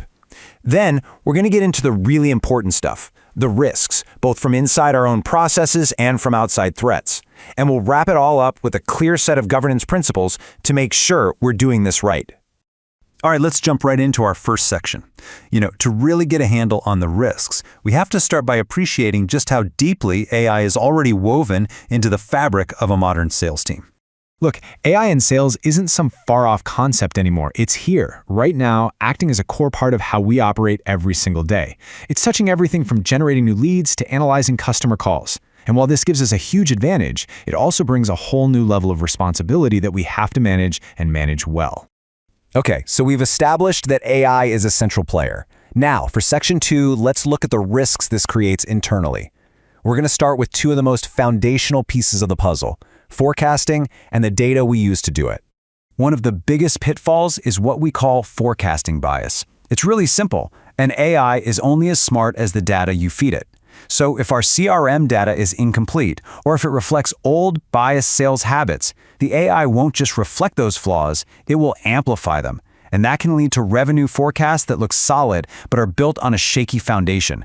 And what this table shows so clearly is that it's a direct line from bad data to bad strategy. Incomplete CRM data, you get inaccurate forecasts. Relying on historical biases, you might end up making flawed decisions about who to hire or where to spend money. It's a domino effect, which is why data integrity isn't just an IT issue. It's a critical control point for the entire business. And it goes beyond just forecasting. Think about all those AI tools that can analyze customer calls. They're amazing for coaching, right? But they're also handling really sensitive conversations. And that means we have to be incredibly careful about things like privacy and consent. This whole process might seem pretty straightforward on the surface, but each of these steps is actually loaded with governance checkpoints. We need to be crystal clear about getting consent to record. We have to make sure the AI's analysis is private and secure, and we have to follow our data retention policies to the letter. Every single step matters. So here's the bottom line. The super sensitive information our sales teams handle, customer details, pricing, deal terms, all of that is at a much higher risk when we plug it into AI tools without proper safeguards. We're talking about everything from an accidental data leak to a security flaw in the software vendor we're using. Now, for Section 3, let's talk about what happens when these internal risks spill over into our external, customer-facing communications. This is where the consequences can get very real, very fast, in both legal and financial terms. Using AI to draft proposals and contracts can be a massive time saver, no doubt about it. But that speed is a double-edged sword. If we're not careful, an unreviewed AI-generated document can accidentally lock us into promises or terms that we never, ever intended to make. And let's be really clear here. We're not talking about simple typos. An AI could easily pull an old price list or insert an outdated legal clause. These kinds of mistakes can lead directly to lost revenue, seriously damage a customer relationship, and even create legally binding obligations we can't meet. So what's the solution? Well, it has to be a robust, mandatory, human-in-the-loop review process. No exceptions. Before any commercial document created by an AI goes out the door, it must be signed off on by sales, by legal, and by finance. This isn't a suggestion. It's a non-negotiable control. Okay, moving on to our fourth section. Let's zoom out a bit and look at the world outside our walls. We'll talk about the external threats aimed directly at our sales teams and the ethical lines we have to draw when using AI for competitive intelligence. Salespeople are on the front lines, constantly talking to people outside the company. And because they're driven to be helpful and responsive, that unfortunately makes them a prime target for increasingly sophisticated AI-powered scams. And these aren't the sloppy phishing emails of the past. Attackers are using AI to write incredibly personalized and convincing messages. They can impersonate a key contact, create fake but believable email chains, anything to create a sense of urgency to trick our team into giving up sensitive deal info or wiring money. Now, on the flip side, we have to think about how we use AI. Tools for competitive intelligence are incredibly powerful, but that power comes with a huge amount of responsibility. We have to operate within strict ethical and legal boundaries. Here's the danger. Without clear guardrails, it's easy to scrape data from a website in a way that violates their rules, or to accidentally use confidential information. You could even end up making business decisions based on an AI's analysis that turns out to be flat out wrong.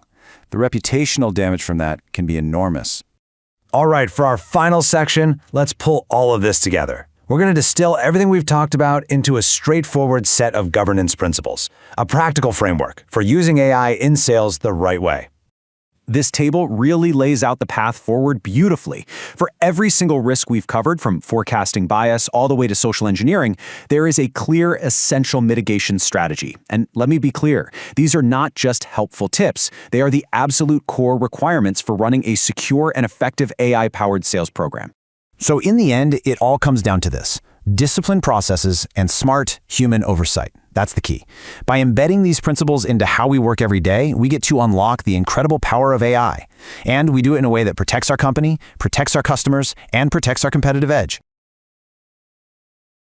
Welcome to this lesson. We're going to be talking about the unique responsibilities and risks that artificial intelligence presents for executive leadership. As AI becomes more and more central to business, understanding these challenges isn't just an option anymore. It's absolutely essential for leading effectively and securely. So, here's our game plan. We'll cover 4 key areas. We're going to start with the board's role in oversight. Then we'll dive into the strategic and even personal risks involved. From there, we'll talk about AI crisis management, and we'll wrap up with the leader's role in setting the right cultural tone. All right, let's jump right into our first topic: board-level oversight. The reality is, AI risk is now a boardroom issue. It ties directly into the fundamental fiduciary duty to provide diligent, informed oversight of the organization's strategy and how it manages risk. So to really fulfill that duty, these are the kinds of fundamental questions directors need to be asking. And this isn't just about the tech itself. It's about governance, asking about compliance, data security, ethics, and strategy. It ensures that the right controls are in place and that your AI initiatives are both ambitious and, just as importantly, accountable. Now let's move on and examine the dual challenges that leaders are facing, both strategic and personal risks. We'll look at the risks to the organization as a whole, and then some of the newer, more personal security threats that are aimed directly at executives. What's really fascinating here is this core tension that every executive has to manage. It's a real balancing act. On one side, there's this immense pressure to adopt AI just to keep up, to maintain that competitive edge. But on the other, moving too fast without mature governance, well, that just opens the door to huge legal and reputational damage. The key is what we call responsible innovation, where your pace of adoption is directly tied to the strength of your controls. And if that strategic balancing act wasn't enough, it's compounded by a pretty stark reality. Executives are now the highest value targets for these incredibly sophisticated, AI-enhanced cyber attacks. Your authority, your access, it makes you a prime target. And we're not talking about your standard phishing emails here.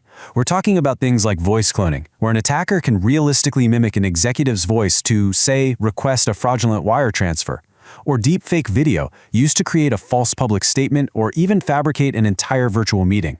And of course, hyper-personalized phishing attacks that are crafted with AI, using publicly available info to be unbelievably convincing. So how do you defend against that? Well, the crucial point is that it requires a really disciplined approach. It has to start with universal multi-factor authentication, no exceptions. It also must include strict verification procedures for any unusual or urgent requests. That means you confirm through a separate, trusted channel. And finally, it's just smart to regularly assess and minimize your public digital footprint to give attackers less information to work with. Now, another critical risk area for leaders is using AI to prepare official communications. Sure, generative AI can speed up drafting, but it can also introduce very subtle errors, maybe some overly optimistic projections, or even critical omissions in legal disclosures that could have really serious consequences. And this brings us to a non-negotiable principle: leadership accountability. The bottom line is the executive whose name is on a document is ultimately responsible for its content. It doesn't matter what tool was used to draft it. And that makes a very stringent human-in-the-loop review process involving legal, finance, and compliance absolutely mandatory. Given all these risks, it's pretty clear that proactive crisis management is essential. An AI-related incident is going to require a specialized response plan. You can't just wing it. An effective plan is built long before a crisis ever hits. It has to clearly define who does what, establish communication protocols, and have approved statements ready to go. And crucially, it should involve your legal and ethical AI advisors right from the very beginning to ensure a measured and responsible response. All right, and that brings us to our final and maybe most critical factor: setting the tone from the top. Executive behavior has a profound impact on shaping a responsible AI culture across the entire organization. Think about it. When executives champion AI for its speed and efficiency, but don't visibly champion the governance that makes it safe, they send a very mixed message. This can create intense pressure on teams to cut corners, and that can lead to a culture of shadow AI, where unmanaged tools and risks start to spread throughout the organization. So how do you counter that? Well, it's about modeling the right behavior. When executives personally participate in AI training, when they ask those tough questions about risk, when they properly fund safety teams, and when they publicly recognize responsible innovation, they send an unmistakable signal that governance is not a barrier to progress. It's a prerequisite for it. So the key takeaway here is this. Executive leadership is what ensures that innovation and accountability can advance together.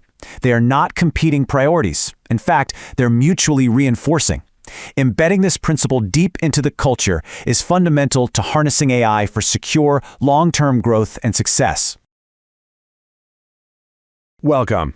In this lesson, we're going to dive into the critical principles for responsibly governing artificial intelligence, especially within customer service environments. This is a topic that really impacts both your brand and your organization's integrity. So let's jump right in. Your customer service team, they're really the face of your brand. Now, when you introduce AI into that mix, you're unlocking incredible power, but you're also taking on significant risk. We're going to see why managing this balance is absolutely essential. Here's how we'll walk through it. We'll start with the high stakes of using AI on the front line. Then we'll move into governance requirements, fairness and compliance, and the crucial partnership between humans and AI. We'll finish up with some key checkpoints you can put into action. First up, let's establish why AI in customer service really demands our highest level of attention and some very disciplined management. The stakes for the brand and the business are, frankly, enormous. Now, this is a point that's absolutely crucial to grasp. You see, when an AI makes a mistake, maybe it gives out wrong information or mishandles customer data, that's not just a simple system error. Your customer sees that as an organizational failure. It reflects directly on your brand and can seriously damage customer loyalty. All right, so now that we're clear on the stakes, let's get practical. How do we build the right controls? Here, we're going to outline the foundational requirements you need to deploy chatbots and virtual agents responsibly.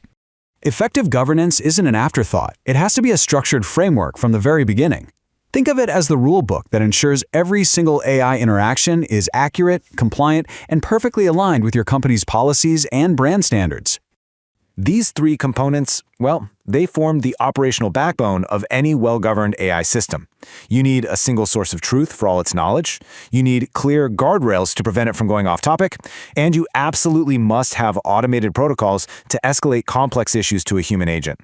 Protecting customer data is paramount. This means we have to apply two core principles to all of our AI tools. First, data minimization. Only collect what is absolutely essential. And second, strict security. Apply encryption, tight access controls, and ensure your vendors meet robust security standards. Okay, beyond the operational controls, there are some non-negotiable ethical and legal obligations we have to address. It's not just about what the AI can do, it's about what it should do. What's interesting here is how we can visualize fairness not as a single goal, but as a combination of key pillars. It's about ensuring accessibility for all users, regularly auditing for any potential bias, and always providing a clear path to a human agent. And this table really illustrates that automated interactions are not exempt from regulation. In fact, they're subject to very strict rules on disclosure, consent, and record keeping. You have to be transparent that it's an AI, you need consent for data use, and you must maintain auditable logs. The most effective AI strategy, and the safest, focuses on collaboration. It's about creating a powerful partnership between our technology and our human experts. So the strategic goal here is augmentation, not replacement. We want the AI to handle routine tasks and provide data.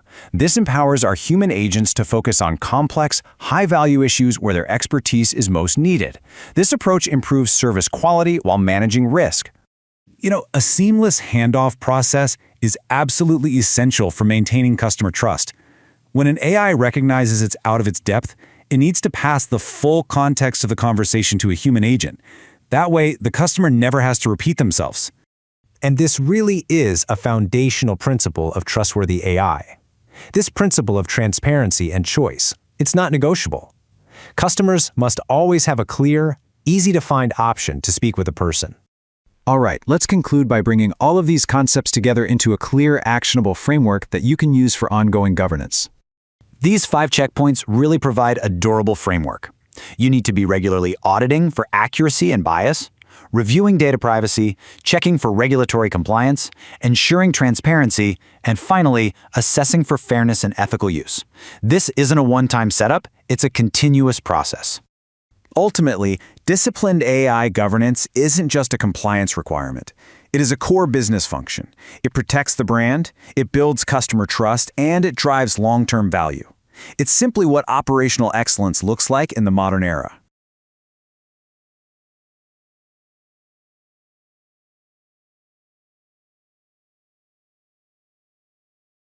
Welcome, everyone. In this lesson, we're diving into the critical intersection of artificial intelligence and human resources. Our focus is going to be on navigating the legal, the ethical, and the operational risks, not just to protect our organization, but just as importantly, our employees. So here's our game plan. We're going to walk through the main risk areas where AI impacts HR, starting with hiring and moving all the way through workforce planning. And then we'll wrap up by looking at the core principles that are essential for governing AI responsibly. All right, let's start at the beginning of the employee life cycle, talent acquisition. This is an area where, right out of the gate, using AI can create pretty significant legal risks that we absolutely have to manage proactively. You know, the legal ground here is shifting under our feet. Long-standing laws like Title VII are now joined by newer AI-specific regulations in places like New York City and Illinois. And they all say the same thing. Employers are directly responsible for what their AI hiring tools do. This means we have some really key obligations like conducting bias audits, being totally transparent with candidates about how we're using AI, and in some cases, even getting their consent. And this is the absolute bottom line, the most crucial point to remember. You cannot outsource legal responsibility to a software vendor or to an algorithm. It stays firmly and unequivocally with us, the employer. Okay, let's move on to performance management. This is where we'll see how AI can introduce some really tricky fairness challenges that can directly impact employee trust and morale. With a lot of these sophisticated AI systems, we run into something that people in the field call the black box problem. And frankly, this presents a fundamental challenge for any HR decision-making process that relies on them. So what does this black box really mean for us? Well, this lack of transparency means we might be completely unable to justify an AI-influenced decision. Imagine trying to explain a performance rating or a promotion choice when you literally can't explain how the system got there. This doesn't just undermine our employees' sense of fairness. It exposes the organization to very, very serious legal challenges. Now, we need to turn to the critical issue of data privacy. It is so important to remember that our HR systems has the single highest concentration of sensitive employee information in the entire organization. So, understanding what we mean by SPII, or sensitive personally identifiable information, is absolutely crucial. We're talking about data that, if it got out, could cause real harm. Things like health information, family situations, or immigration status. This kind of data demands the highest level of security and the absolute strictest access controls, especially when an AI system is involved. And this brings us to the need for incredibly disciplined governance. Take AI-powered monitoring tools, for example. They have to be carefully managed with crystal clear policies to make sure they're being used for legitimate business purposes and that they respect employee privacy and, of course, comply with the law. Next up, let's have a look at workforce planning. This is an area where AI tools can, pretty unintentionally, carry forward and even amplify historical biases if they aren't governed very, very carefully. Think about it this way. If an AI is trained on our historical data, and that data reflects a lack of diversity in past leadership roles, what do you think is going to happen? Well, its recommendations for succession planning will most likely continue to underrepresent those same groups. It essentially learns to lock in the biases of the past. Okay, so we've identified some pretty significant risks. Now let's pivot to the solution. The path forward is all about establishing a culture of trust. And that trust is built on a foundation of transparency and really clear governance. It really comes down to these 3 steps, which form the operational core of transparent governance. By communicating clearly, explaining the technology's role in plain language, and providing clear ways for people to appeal decisions, we ensure our employees feel respected and that they have a voice in an AI-augmented workplace. So, to bring this all together, let's just quickly reinforce the 6 critical risk areas that have to be the primary focus of our H&AI governance framework. Every single one of these areas, from potential bias in hiring and performance reviews to data privacy and that erosion of trust, requires our constant, ongoing attention and very careful management. At the end of the day, managing these risks is not just a compliance exercise. It's not about just ticking a box.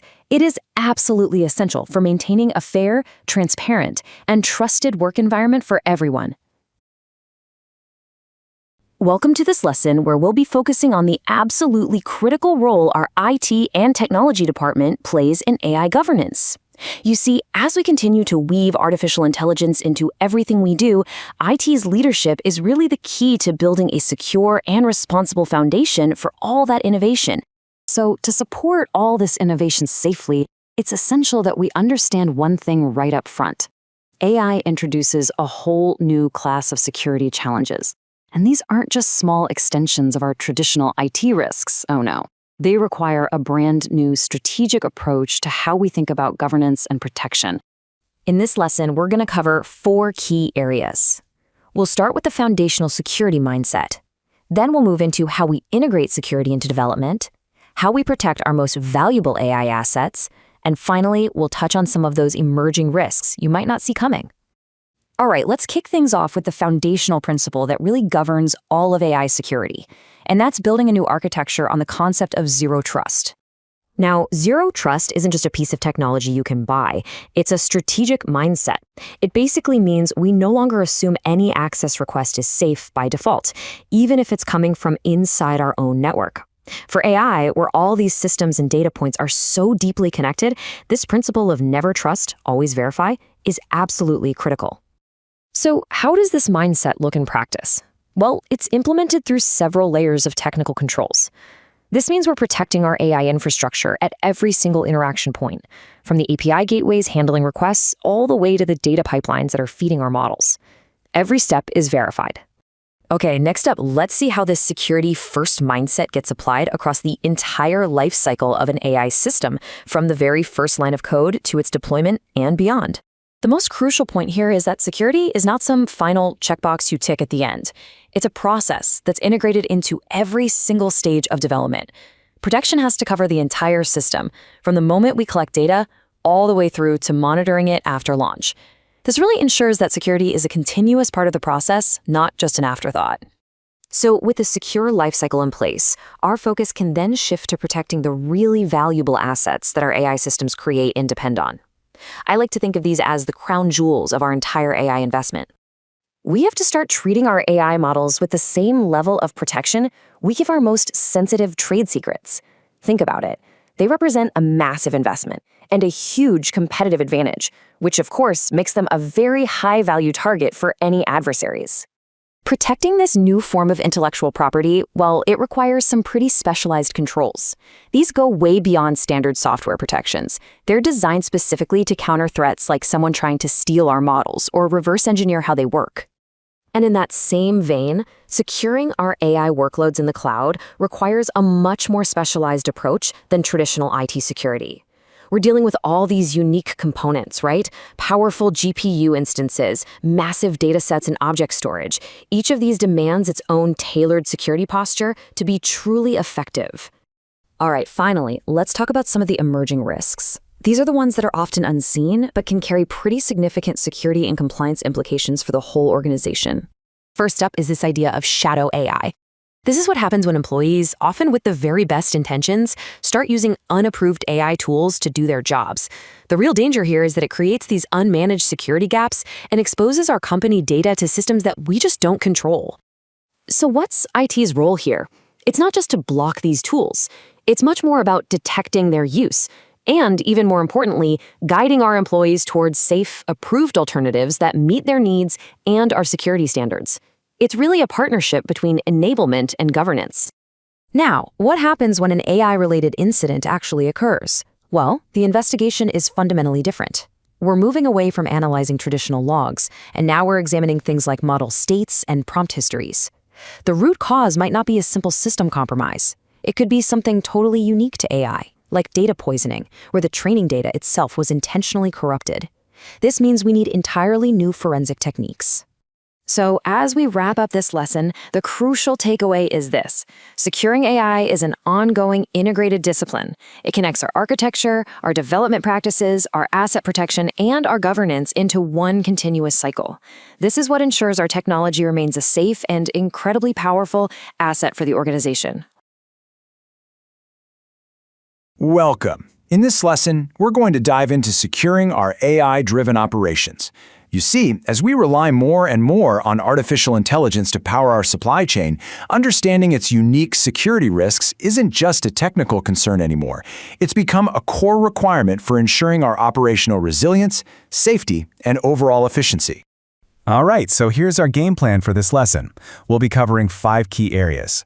We're going to start with the risks that come with our AI-driven decisions. Then we'll move into logistics and supplier risks. From there, we'll examine the safety of physical AI systems, and we'll wrap up with the core principles of operational resilience. So, let's begin right at the source, our AI-driven decisions.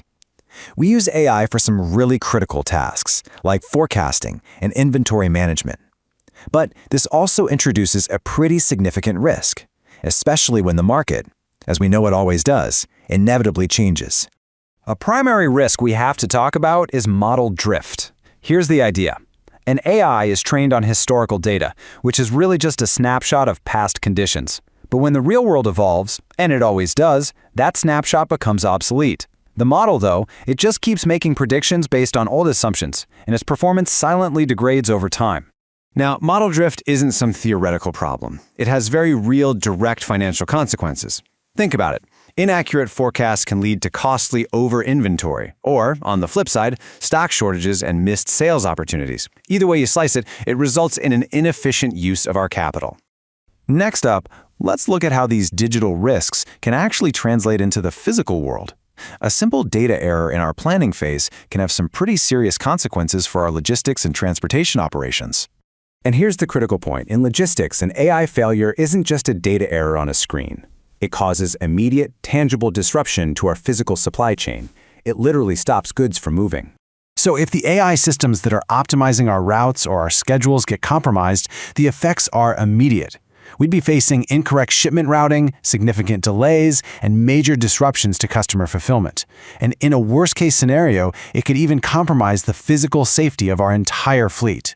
You know, our operational risk doesn't just stop at our own doors. It actually extends far beyond our own systems to those of our critical suppliers. This creates what we call the extended enterprise. Our operations are just so deeply interconnected with our suppliers. A failure in their AI has a direct impact on us.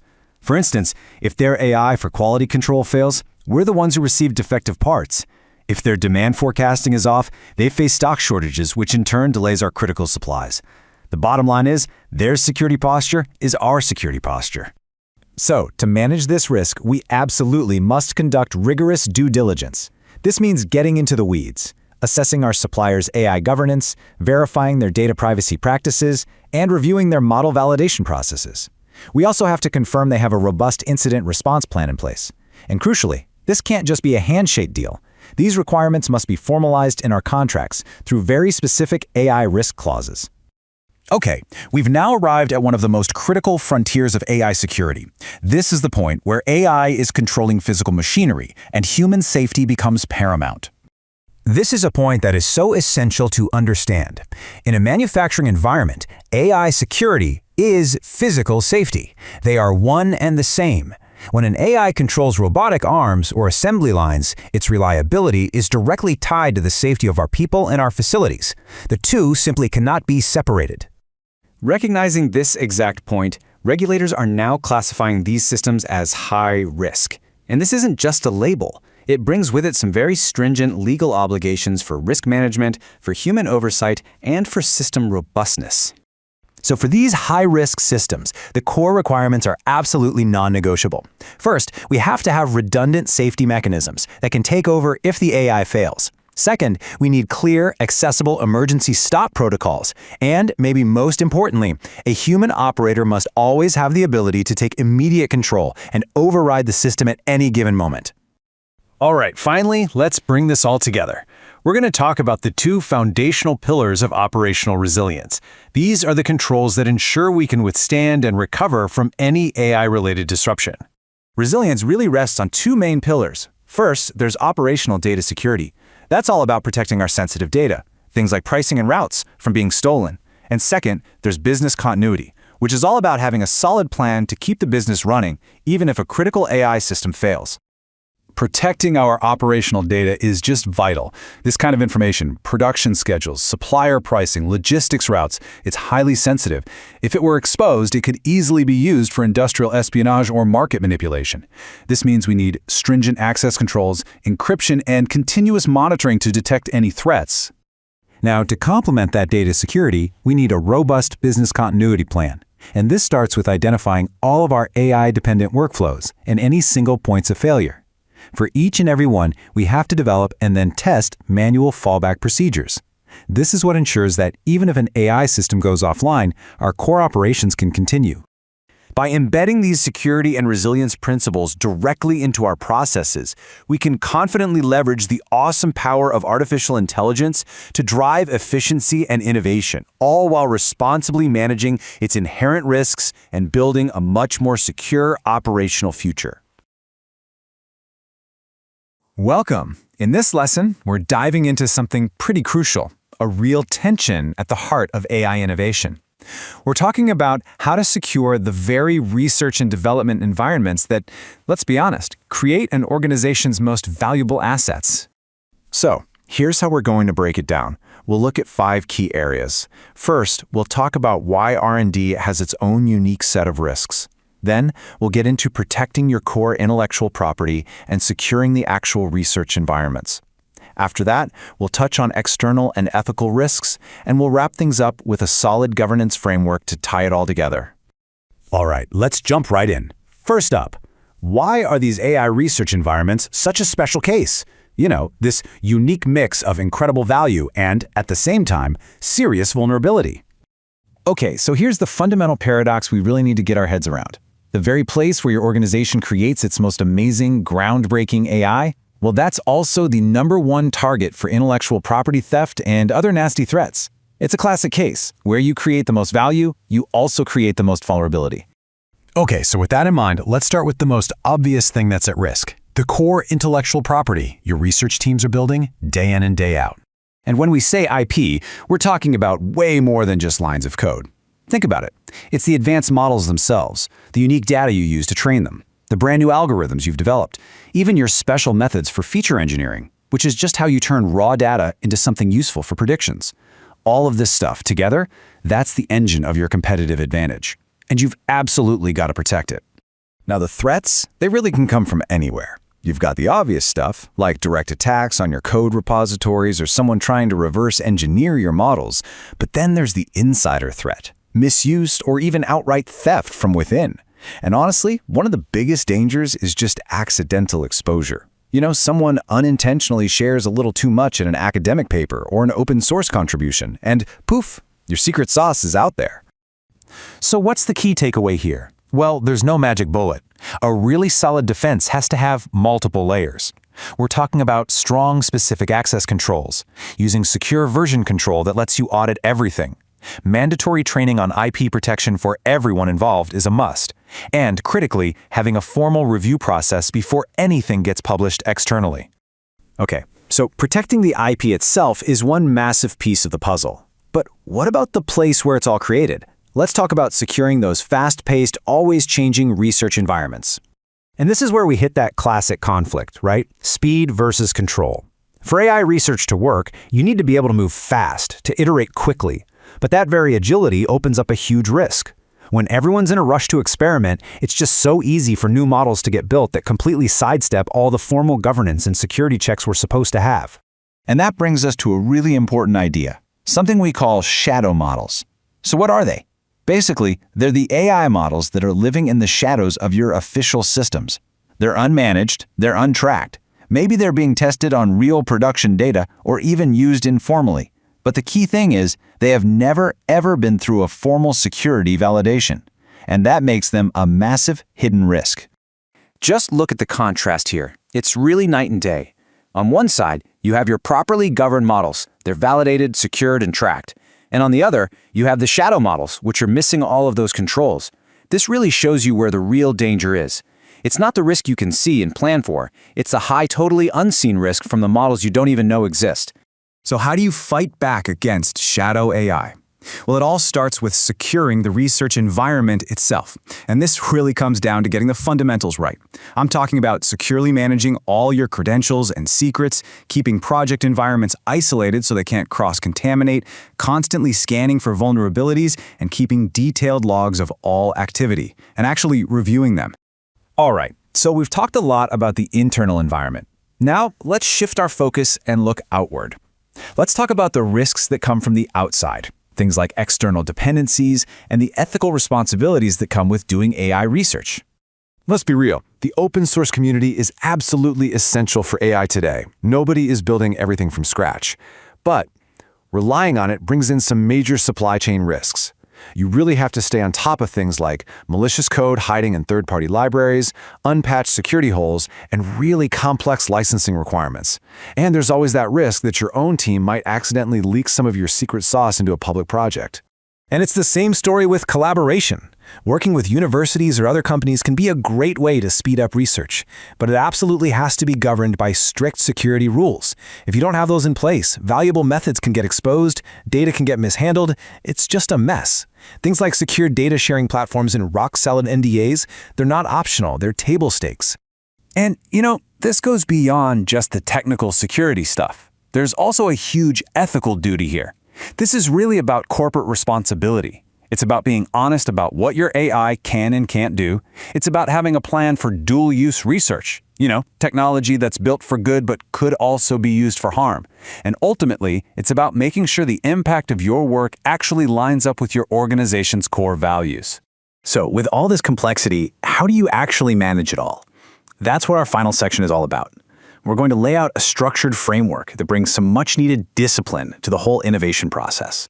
And the whole point of this framework is to take all these abstract risks we've been talking about, everything from IP theft to those shadow models, and turn them into a clear, manageable process. This gives leadership a system for overseeing AI innovation that's not just effective, but also defensible and repeatable. And here it is, broken down into 4 key stages. Look, it starts right at the beginning, at the idea phase, with an initial risk and ethics assessment. From there, you move into experimentation and development, but you do it in a secure, controlled environment. Then, and this is crucial, comes independent validation and auditing before anything goes live. And finally, you have a controlled release with constant monitoring. It's really a journey, taking something from just an idea all the way to a fully governed, secure, and monitored asset. So when you put a structured framework like this in place, you're making sure that your R&D teams aren't just creating powerful new tech. You're ensuring they do it in a way that's secure, responsible, and something you can repeat over and over. And that disciplined approach, well, that's what really turns R&D into a reliable engine for true innovation.